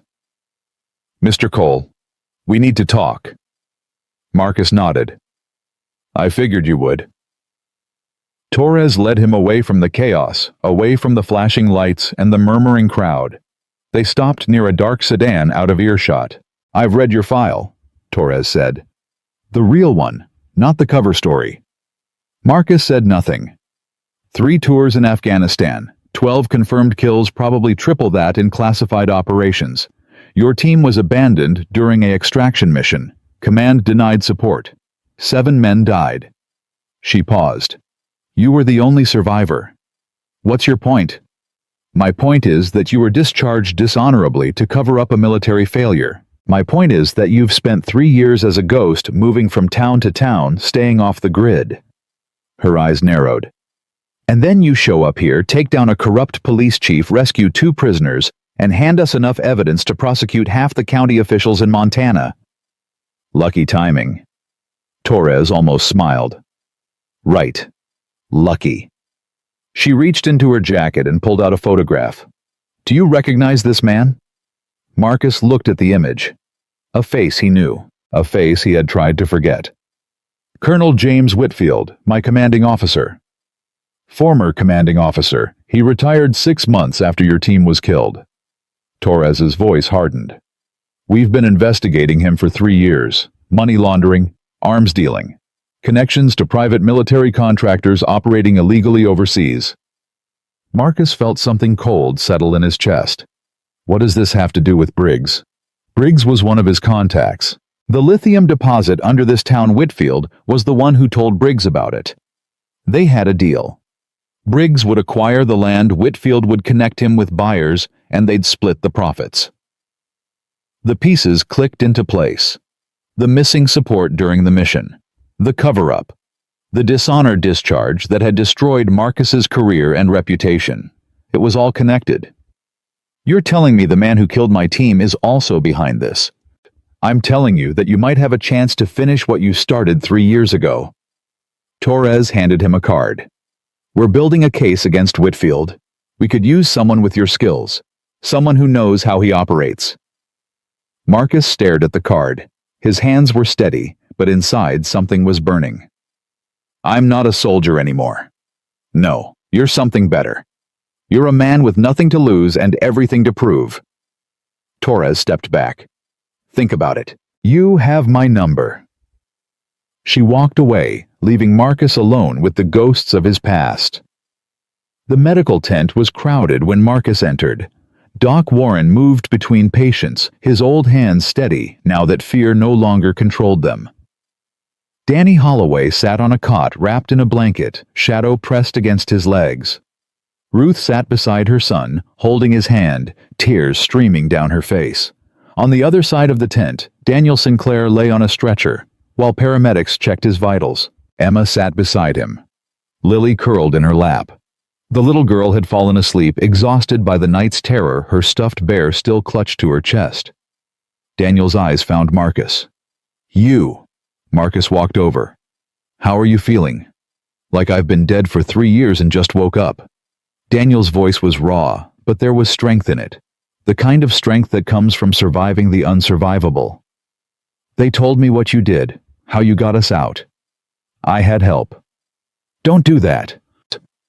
Daniel reached out and gripped Marcus's wrist. His hand was skeletal, but his grip was firm. Don't minimize it. I spent 3 years in that hole. 3 years believing no one was coming. 3 years thinking my daughter would grow up believing her father abandoned her. His eyes filled with tears. You gave me my life back. You gave me my family. Don't you dare tell me that doesn't matter. Marcus swallowed hard. I did what anyone would have done. No, you did what no one else could. Daniel released his wrist. Thank you. I will spend the rest of my life thanking you. Emma looked up at Marcus. Her face was tear-streaked but radiant. Stay, she said. Please, at least until morning. Let us thank you properly. Marcus looked at the sleeping child in her arms, at the husband she had refused to give up on, at the family that had been broken and was now whole again. I'll stay for a while. Emma smiled. Good. Across the tent, Ruth's voice rose suddenly. Danny, can you hear me? Marcus turned.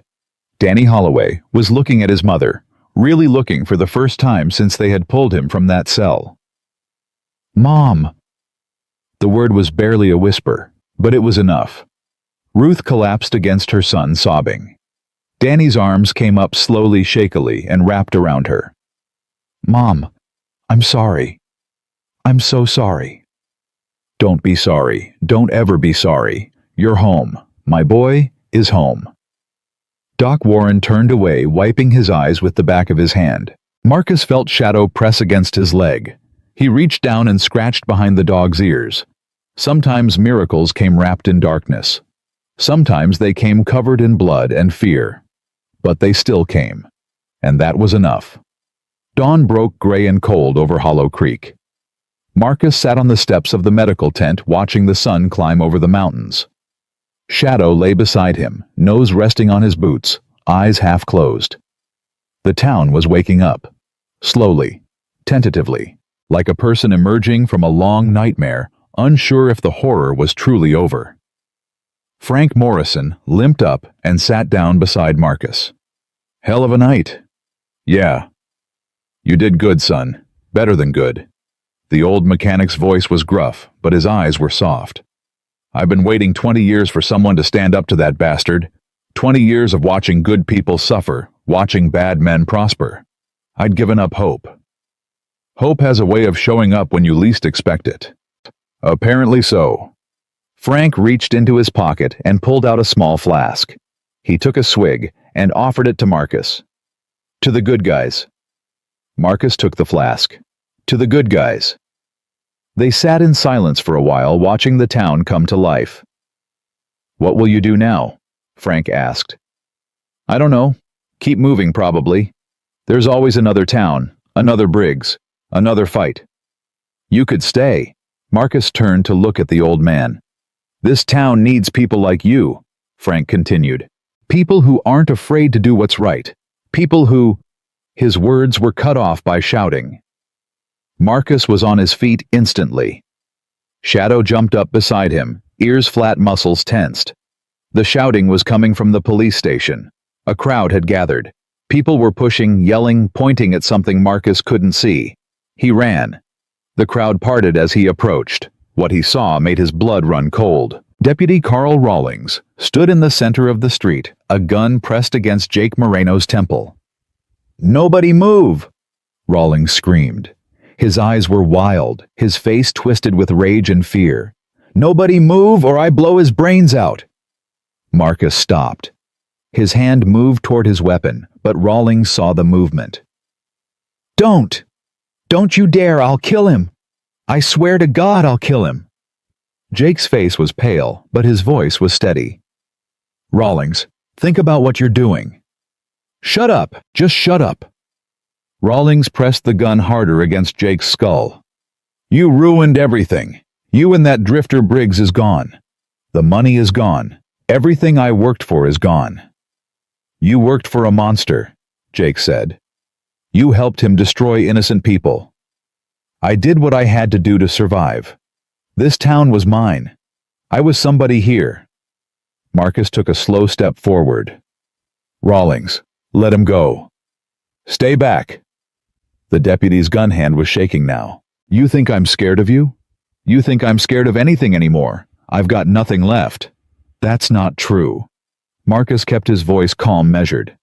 "You can still walk away from this. Put down the gun, and nobody has to die." "Walk away? To what prison disgrace?" Rawlings laughed bitterly. "I'm dead either way. At least this way I take one of you with me." Shadow growled. The dog was coiled like a spring ready to attack. "No, boy," Marcus said quietly. "Not yet." He took another step forward. "Rawlings, look at me." The deputy's wild eyes focused on Marcus. "I've seen men in your position before, men who thought they had nothing left, men who thought death was the only way out." Marcus's voice dropped lower. "But here's the truth. It's not. There's always another way. There's always a choice. Easy for you to say. You're a hero. The whole town loves you. I'm not a hero. I'm just a man who made a different choice." Marcus spread his hands. 3 years ago I wanted to die. I lost everything. My team, my career, my purpose. I spent months thinking about ending it. But I didn't. You know why?" Rawlings said nothing, but his gun hand had stopped shaking. "Because I realized that death is easy. Really living with all the pain and guilt and regret that's hard. And hard is where we find out who we really are." Marcus took another step. "You made mistakes, Rawlings. Terrible mistakes. But you don't have to add another one. Put down the gun, face what you did, find out if there's something better on the other side." Silence stretched across the street. The crowd held its breath. Rawlings's eyes moved from Marcus to Jake, to the people watching. His jaw worked, his finger trembled on the trigger, and then slowly, he lowered the gun. Jake spun away, putting distance between himself and the deputy.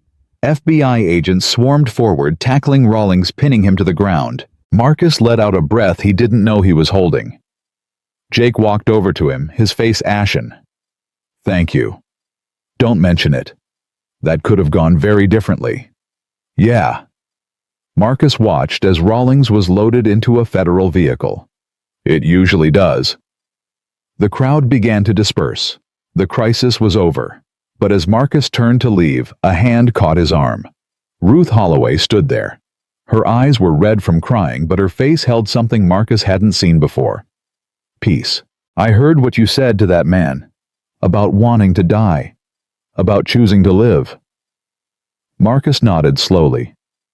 "My son, my Danny, he's broken inside. The doctors say it might take years for him to recover. If he ever does." Ruth's voice caught. "But you gave him a chance. You gave him hope. And that's more than anyone else has done in 3 years. He's strong. Stronger than he knows. Maybe." Ruth reached up and touched Marcus's face. "But so are you. And I want you to remember something." "What's that?" "You saved my son. You saved Daniel. You saved this whole town." Her eyes bore into his. But you also saved yourself. Don't forget that. Whatever darkness you're carrying, whatever guilt you think you can never escape tonight, you proved that redemption is real. That second chances exist. Don't waste yours. Marcus couldn't speak. The words stuck in his throat, blocked by emotions he had spent 3 years trying to bury. Ruth smiled. Now come. Let me make you breakfast. It's the least I can do. She turned and walked toward the diner. Marcus stood frozen for a moment. Then Shadow nudged his hand with a wet nose. Yeah, boy, I know. He followed Ruth into the warmth. The diner was transformed. Not physically the same worn booths, the same flickering neon, the same smell of coffee and grease. But the atmosphere had changed. The fear that had hung over the place like a shroud was gone. In its place was something lighter, something that felt almost like joy. People Marcus had never met came to shake his hand, to thank him, to tell him stories of what Briggs had done to them, to their families, to their friends, a farmer whose land had been stolen, a widow whose husband had disappeared, a young man whose sister had fled town rather than submit to the deputy's advances. Story after story of pain and loss and survival. And through it all, Ruth cooked. Eggs and bacon and pancakes, more food than Marcus could eat in a week. She wouldn't let him pay. She wouldn't even let him refuse seconds. You need your strength, she insisted. Who knows when you'll eat a proper meal again? Marcus didn't argue. He had learned long ago not to argue with mothers. By noon, the initial chaos had settled into something resembling normalcy. FBI agents conducted interviews. State police secured the roads. Local residents gathered in small groups, talking, crying, sometimes laughing. The laughter of people who had forgotten what it felt like to not be afraid. Marcus sat in his usual corner booth, Shadow at his feet, watching the town come back to life. Emma Sinclair approached. Daniel was with her, walking slowly, but under his own power. Lily held her father's hand, refusing to let go even for a second. We're going home, Emma said. The real home. My mother's place in Oregon. Daniel needs time to heal, and Lily needs... She trailed off. She needs her family, Marcus finished. Yes. Emma's eyes filled with tears. I don't know how to thank you. You already did. By not giving up. Daniel extended his hand. Marcus shook it. If you ever need anything, Daniel said. Anything at all, you find us. You hear me? I hear you. Lily tugged at Marcus's sleeve. He looked down at her. Are you coming with us? Marcus knelt so he was at her eye level. No, sweetheart, I have to keep moving. Why? Because there are other people who need help. Other towns like this one. Lily considered this seriously. Will you ever come back? I don't know. Maybe. Promise? Marcus looked at this little girl, this child who had prayed for a hero, and received one who had lost her father and gotten him back, who had seen darkness and somehow kept believing in light. I promise I'll try. Lily nodded. Then she threw her arms around his neck and hugged him tight. Thank you for saving my daddy. Marcus closed his eyes. You're welcome. The family left. Marcus watched them go, feeling something in his chest that he couldn't quite name. Hope, maybe. Or something close to it. Jake Moreno found him an hour later. The young deputy looked different. The fear that had hunched his shoulders was gone. In its place was something that looked almost like confidence. The FBI is wrapping up. They've got enough evidence to prosecute Briggs and a dozen others. It'll take months, maybe years, but it's over. Good. Jake sat down across from Marcus. I spoke to Agent Torres. She told me about her offer. Marcus said nothing. She said you'd be perfect for their task force, that you could help bring down people like Whitfield, people who think they're above the law. What do you think? Jake leaned forward. I think you've spent 3 years running from what happened to your team. Running from the guilt, the anger, the need for justice. He paused. I think it's time to stop running.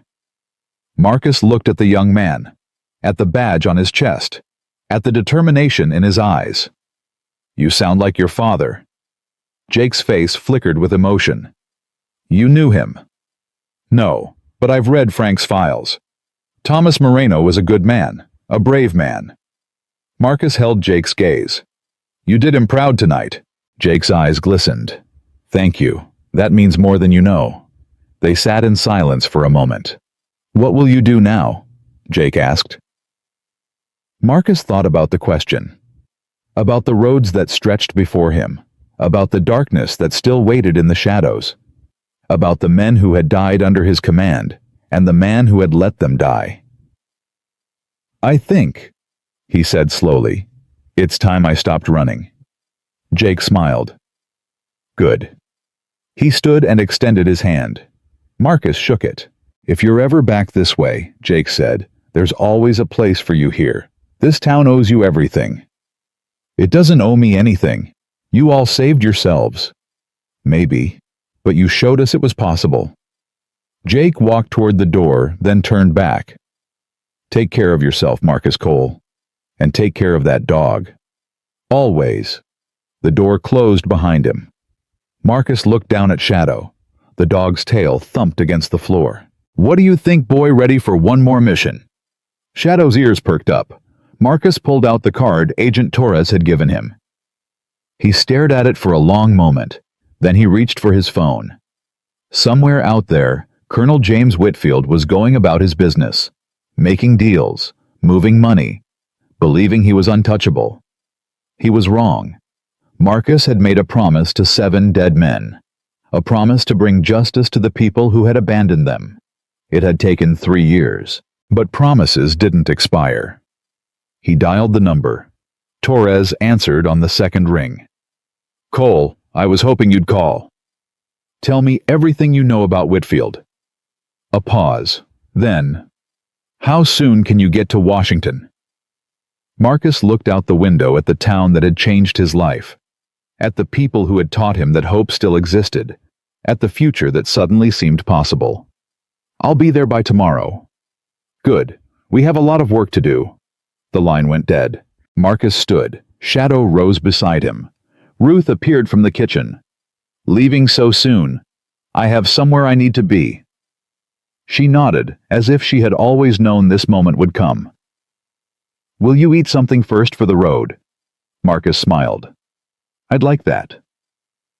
She disappeared and returned with a paper bag stuffed full. Enough for you and that handsome dog of yours. Thank you, Ruth, for everything. She hugged him, hard, the way a mother hugs a son going off to war. You come back someday, she whispered. You hear me? You come back and see what this town becomes, what you helped it become. I will. He walked to the door, stopped, turned. Ruth. Yes. Tell Danny something for me. Tell him that the darkness doesn't last forever. Tell him that the man he was before Briggs took him. That man is still in there. He just needs time to find his way back. Ruth's eyes filled with tears. I'll tell him. Marcus nodded. Then he walked out into the cold Montana morning shadow at his side, the weight on his chest lighter than it had been in years. The road stretched before him, and for the first time since his team had died, Marcus Cole knew exactly where he was going. Washington, D.C. was cold when Marcus arrived. The FBI headquarters loomed before him, a fortress of glass and steel where secrets lived and died. Shadow pressed against his leg as they walked through the entrance past security checkpoints, past agents who glanced at the dog but said nothing. Agent Torres met him in the lobby. You made good time. I don't like waiting. Good. Neither does Whitfield. She handed him a folder. Everything we have. 3 years of investigation, bank accounts, shell companies, contacts in 12 countries, and one very interesting connection. Marcus opened the folder. His eyes scanned the documents, absorbing information with the speed of a man trained to process intelligence under fire. Then he stopped. His blood went cold. This can't be right. It is. Torres's voice was grim. Colonel Whitfield wasn't just your commanding officer. He was the one who ordered the abort on your extraction. He's the reason your team died. Marcus had suspected. He had always suspected. But seeing it in black and white, documented and verified, was something else entirely. Why? Money. Your team was getting close to a weapons cache that Whitfield had already sold to a private buyer. If you had completed the mission, his deal would have been exposed. Torres paused. He sacrificed 7 American soldiers to protect a business transaction. The folder trembled in Marcus's hands. Not from fear, from rage. 7 men, his brothers, his family. Dead because one man wanted to get rich. Where is he? That's the problem. He disappeared 3 days ago, right after Briggs was arrested. Torres pulled out another photograph. We think he's running, trying to get out of the country before we can close the net. Where? We have a lead. A private airfield in Virginia. His plane is scheduled to depart at midnight. Marcus checked his watch. 8 hours. I'm going. Not alone. Torres stepped closer. This is a federal operation now. We do this by the book. The book got my team killed. And going rogue will get you killed too. Her voice hardened. I didn't bring you in to watch you throw your life away on revenge. I brought you in because you're the best chance we have of catching this man alive. Why does he need to be alive? Because Whitfield has information, names, dates, a network of corruption that extends into the highest levels of government and military. Torres held his gaze. We need him to talk. And dead men don't talk. Marcus stared at her for a long moment. Every instinct screamed at him to walk out to find Whitfield alone, to end this the way it should have ended 3 years ago. But then he thought about Hollow Creek, about Ruth and Danny, about Emma and Daniel and Lily, about Jake Moreno and the promise his father had made, about what it meant to do the right thing, even when the wrong thing felt so much better. Fine, he said. We do it your way, but I'm on the ground when we take him. Wouldn't have it any other way. The airfield was dark when the FBI team arrived. 12 agents plus Marcus and Shadow. They moved through the night like ghosts, taking up positions around the perimeter. Torres's voice crackled in Marcus's earpiece. Target vehicle approaching. 2 SUVs. ETA 3 minutes. Marcus crouched behind a hangar, Shadow pressed against his side. His heart was pounding, but his hands were steady. This was what he had been trained for, what he had been born for. Remember, Torres said, we need him alive. Copy. The SUVs appeared, headlights cutting through the darkness. They pulled up beside a small private jet, engines idling. Doors opened. And there he was. Colonel James Whitfield. 62 years old, silver hair, the bearing of a man who had spent his life commanding others. He wore civilian clothes now, but he still moved like a soldier. Behind him came 4 men, private security, armed and alert. We've got visual, Torres said. All units stand by. Whitfield walked toward the plane. His steps were confident, unhurried, the walk of a man who believed he had already won. 20 feet from the aircraft he stopped. His head turned. His eyes swept the darkness. Something's wrong, he said. His voice carried clearly in the still air. We're not alone. The security team tensed. Weapons came up. FBI, nobody move. The shout came from Torres, stepping into the light with her badge raised. Agents emerged from all directions, weapons trained on Whitfield and his men. Colonel James Whitfield, you're under arrest for treason, conspiracy, and the murder of 7 United States service members. Whitfield's face showed no surprise, no fear, just cold calculation. Agent Torres, I should have known. He smiled. You've been chasing me for 3 years. I have to admire your persistence. Hands up, all of you. The security team exchanged glances. They were outnumbered, outgunned. Slowly they raised their hands. But Whitfield didn't move. I'm curious, he said. What exactly do you think you're going to accomplish? I have friends in very high places. Senators, generals, people who will make sure I never see the inside of a courtroom. We'll see about that. No, we won't. Whitfield's smile widened. Because this isn't going to end the way you think it is. He moved. Faster than a man his age should move, he grabbed the nearest agent and spun her around, using her as a shield. A gun appeared in his hand, small concealed pressed against the agent's temple. "Everyone back now!" Chaos erupted. Agents shouted. Weapons trained on Whitfield, but no one could get a clear shot. "Let her go," Torres commanded. "I don't think so." Whitfield began backing toward the plane, dragging the agent with him. "Here's how this is going to work. I'm going to board that aircraft. I'm going to fly to a country with no extradition treaty, and you're going to let me, because if you don't—" He pressed the gun harder. The agent whimpered. "You know I'll do it. You've read my file. You know what I'm capable of." Torres's face was tight with fury. "You won't get away with this. I already have, 12 times over." Whitfield reached the stairs of the plane. "It's been a pleasure, Agent Torres. Better luck next time." He was almost at the door, and then Marcus stepped out of the shadows. "Hello, Colonel." Whitfield froze. His eyes widened. "Cole Marcus! Cole!" He laughed a sharp, surprised sound. "You're supposed to be dead." "Funny. I was thinking the same thing about you." Marcus walked forward slowly. Shadow flanked him, a silent threat. "You know I spent 3 years trying to understand what happened that night. Why extraction never came. Why command went silent. Why 7 good men died in the sand, while someone in an air-conditioned office decided their lives weren't worth saving. It was a tactical decision. It was murder." Marcus's voice was quiet, but it cut like a blade. "You killed my brothers to protect a business deal. You sold weapons to our enemies and used American soldiers as cover." Whitfield's face hardened. "You don't know what you're talking about." "I know exactly what I'm talking about. I have the files, the bank records, the communications." Marcus took another step. "But that's not why I'm here." "Then why?"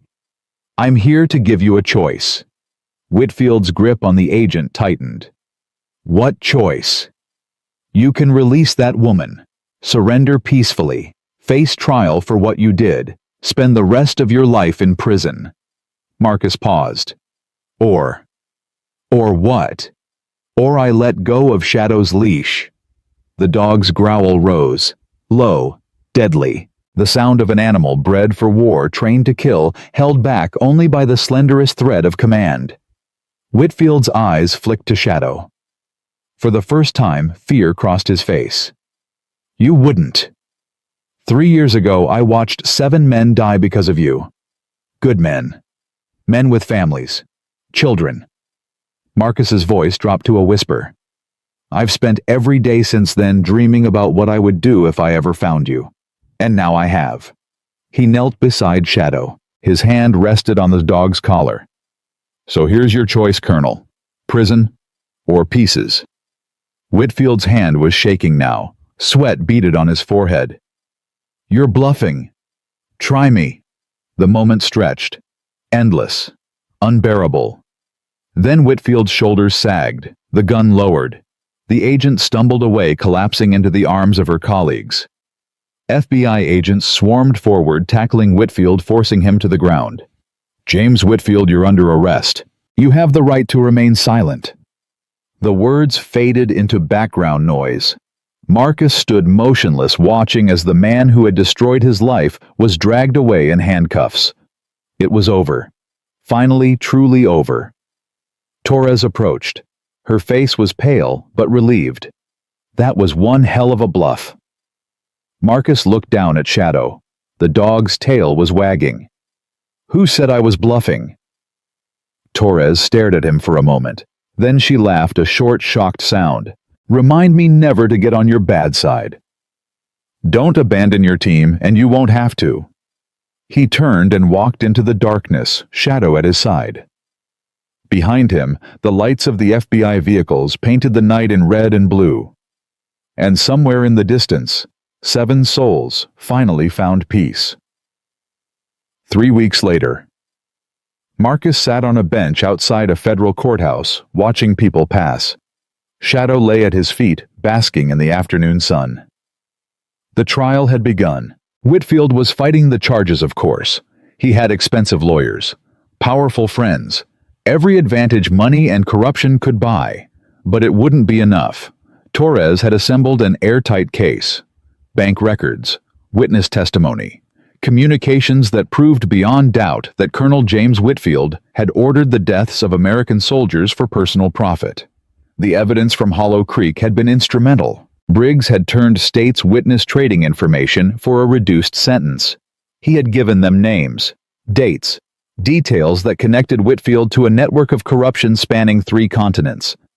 It would take years to untangle it all, but it would happen. Justice moved slowly, but it moved. Marcus's phone buzzed.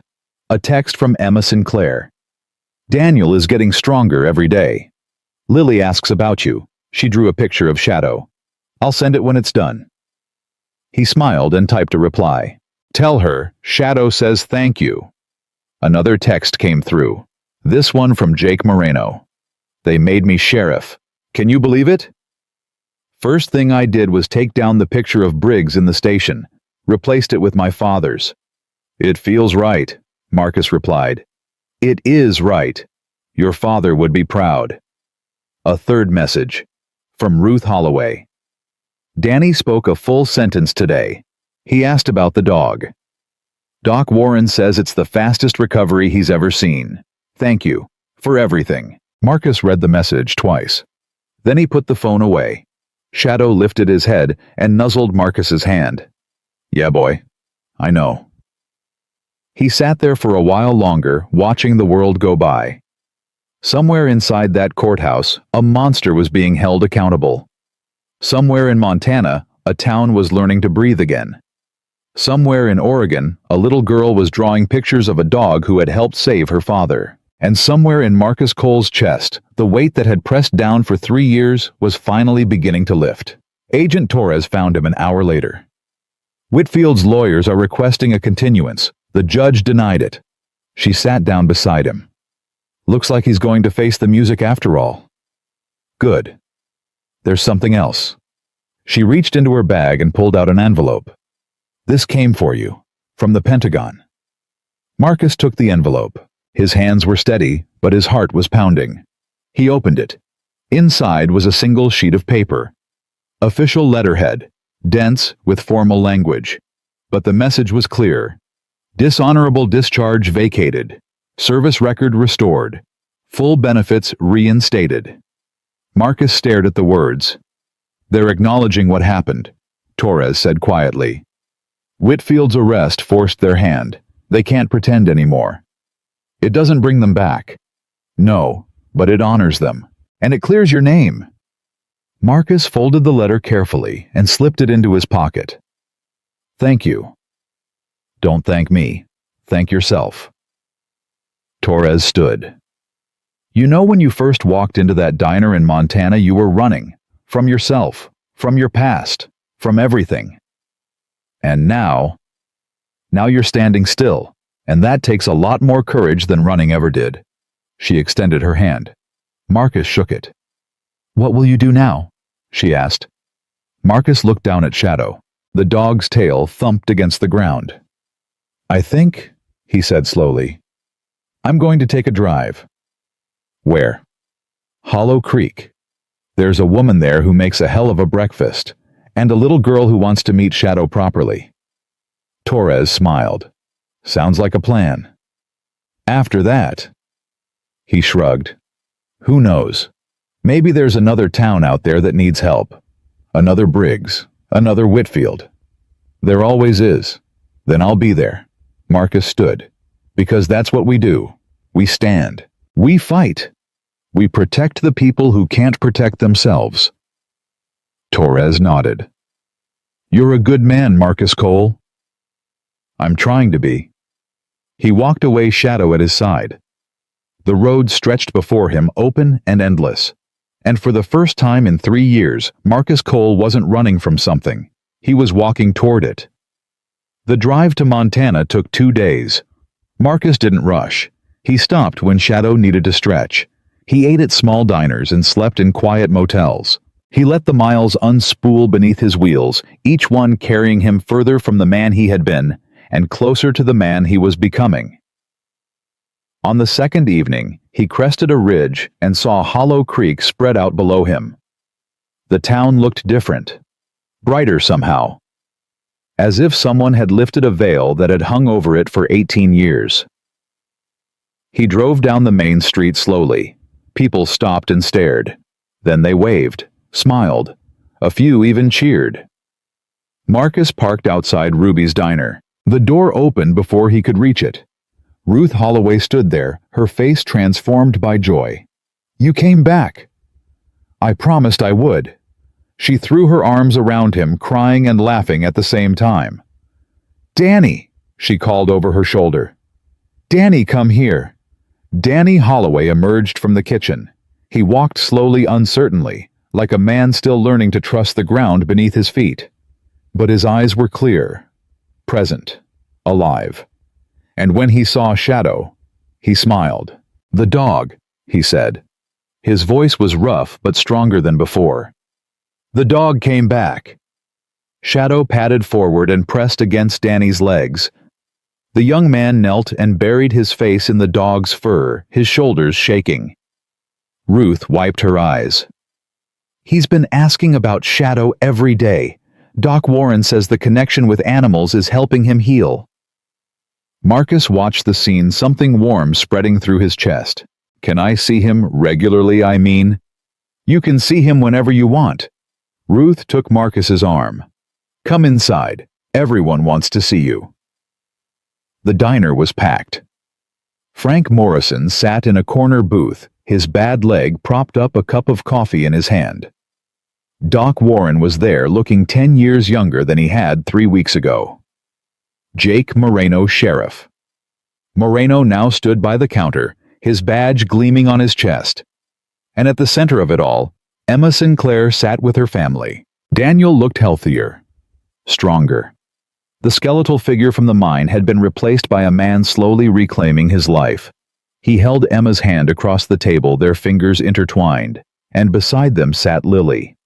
The little girl jumped up the moment she saw Marcus. "You came back. You came back." She ran to him and threw her arms around his waist. "I told you I would. I have something for you." She reached into her pocket and pulled out a folded piece of paper. "I drew it myself." Marcus unfolded the paper. It was a picture of Shadow, crude and childlike, but unmistakably the dog. Around him were figures that Marcus recognized as himself: Lily, Emma, Daniel. And above them all, written in careful letters, were the words, "My hero." Marcus's throat tightened. "It's beautiful." "Do you really like it?" "I love it." Lily beamed. "Shadow, Shadow, come see." The dog patted over, tail wagging. Lily showed him the picture, and Shadow responded by licking her face, making her giggle. Daniel stood and approached Marcus. "I don't know how to thank you," he said. "Words seem inadequate." "Then don't use words." Marcus looked at the family before him, at the life he had helped restore. "Just live. Be happy. Raise that little girl to believe in miracles." "She already does." Daniel's eyes glistened. "She believes because of you." Emma joined them, her arm around her husband's waist. "Will you stay for dinner at least?" Marcus looked around the diner, at the faces of people who had been strangers 3 weeks ago and were now something more. At the town that had taught him what it meant to stand for something.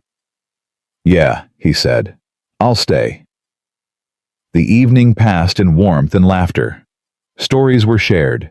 Tears were shed. Promises were made. Frank told tales of Vietnam that had everyone laughing. Doc Warren confessed that he had started sleeping through the night for the first time in 15 years. Jake talked about his plans for the department, his vision for a town protected by justice instead of fear. And through it all, Marcus sat quietly, absorbing the moment. This was what he had fought for. Not revenge, not justice, not even redemption. This. Community, family, hope. The things that made life worth living. As the evening wound down, Ruth approached him with a serious expression. "Marcus, I need to ask you something." "Anything." "Danny is healing, but he has a long road ahead. Doc Warren says he needs purpose. something to focus on, something to live for. She took a breath. He wants to train dogs, therapy dogs, service dogs, animals that can help other people the way Shadow helped him. Marcus looked at Danny, who was sitting in the corner with Shadow's head in his lap. That sounds like a good idea. It does. But he needs a mentor. Someone who understands what he's been through, what the dogs can do. Ruth met his eyes. Would you consider coming back from time to help him? Marcus thought about the road ahead. About the cases Torres had mentioned, the other towns, the other Briggses and Whitfields. But he also thought about Danny, about the broken man who had found a thread of hope in a dog's fur, about the chance to build something instead of just tearing things down. I can't stay permanently, he said slowly. There are other places that need help, other people. Ruth nodded, her face falling slightly. But, Marcus continued, I can come back, regularly. Help Danny get started, teach him what I know. Ruth's face lit up. Really? Really? She hugged him again tighter than before. Thank you, Marcus. Don't thank me, thank Shadow. He's the one who does all the work. Ruth laughed through her tears. Across the room, Danny looked up. He met Marcus's eyes and nodded once. A silent understanding passed between them. They were both survivors, both broken by darkness, both learning to find their way back to light. And maybe together, they could help each other heal. It was nearly midnight when Marcus finally stepped outside. The street was quiet. The stars burned cold and bright overhead. Shadow walked beside him, their footsteps echoing in the stillness. Marcus stopped beside his truck and looked back at the diner. Through the fogged windows, he could see the people inside talking, laughing, living. He pulled out his phone and dialed. Torres answered on the first ring. Cole, everything okay? Yeah, everything's okay. He paused. I'm going to need some time, a few weeks, maybe a month. Personal business, something like that. Torres was quiet for a moment. Then, take all the time you need. You've earned it. There's something else. What? Danny Holloway, the man from the mine. He wants to start a therapy dog program for veterans, for people with trauma. Marcus looked at Shadow. I think it could help a lot of people. What do you need from me? Resources, connections, maybe some funding. I'll see what I can do. Torres's voice warmed. It's a good idea, Cole. A really good idea. It was Danny's idea. I'm just helping. That's what heroes do. I'm not a hero. Tell that to the people in that town. A pause. Take care of yourself, Marcus. I'll be in touch. The line went dead. Marcus pocketed his phone and opened the truck door. Shadow jumped in, circling once before settling in the passenger seat. Marcus climbed in beside him. He sat for a moment, hands on the wheel, eyes on the diner. 3 weeks ago, he had been a ghost, a man with no purpose, no future, no reason to keep moving except the fear of standing still. Now he had a mission, a purpose, a reason to wake up in the morning. Not revenge, not violence, not war. Something better. Hope. He started the engine. The truck rolled forward, carrying him down the main street, past the diner, past the police station, past the town that had changed his life. Shadow pressed his nose against the window, watching the lights fade behind them. Marcus reached over and scratched behind the dog's ears. We did all right, boy. Shadow's tail thumped against the seat. The road opened before them, stretching toward the mountains, toward the stars, toward whatever came next. And Marcus Cole drove into the future, carrying with him the lessons of the past. That one man can make a difference. That hope is never wasted. That redemption is real if you have the courage to reach for it. That darkness, no matter how deep, cannot survive when good people choose to stand. And that sometimes miracles don't come with thunder or fire from the sky. Sometimes they come quietly, through the courage of an ordinary man who refused to look away, through the loyalty of a dog who never stopped believing, through the strength of a town that remembered how to hope. If this story touched your heart, take a moment today to choose courage. Share this story so others may be reminded that goodness still stands. Leave a comment to let someone know they are not alone. Subscribe to this channel so more voices of hope can be heard. And may God bless you, protect you, and guide you, especially when the road feels long and the silence feels heavy. Because here is the truth that Marcus Cole discovered in a forgotten Montana town. We are not defined by our darkest moments. We are defined by what we do when we rise from them. And every single one of us has the power to rise. Amen.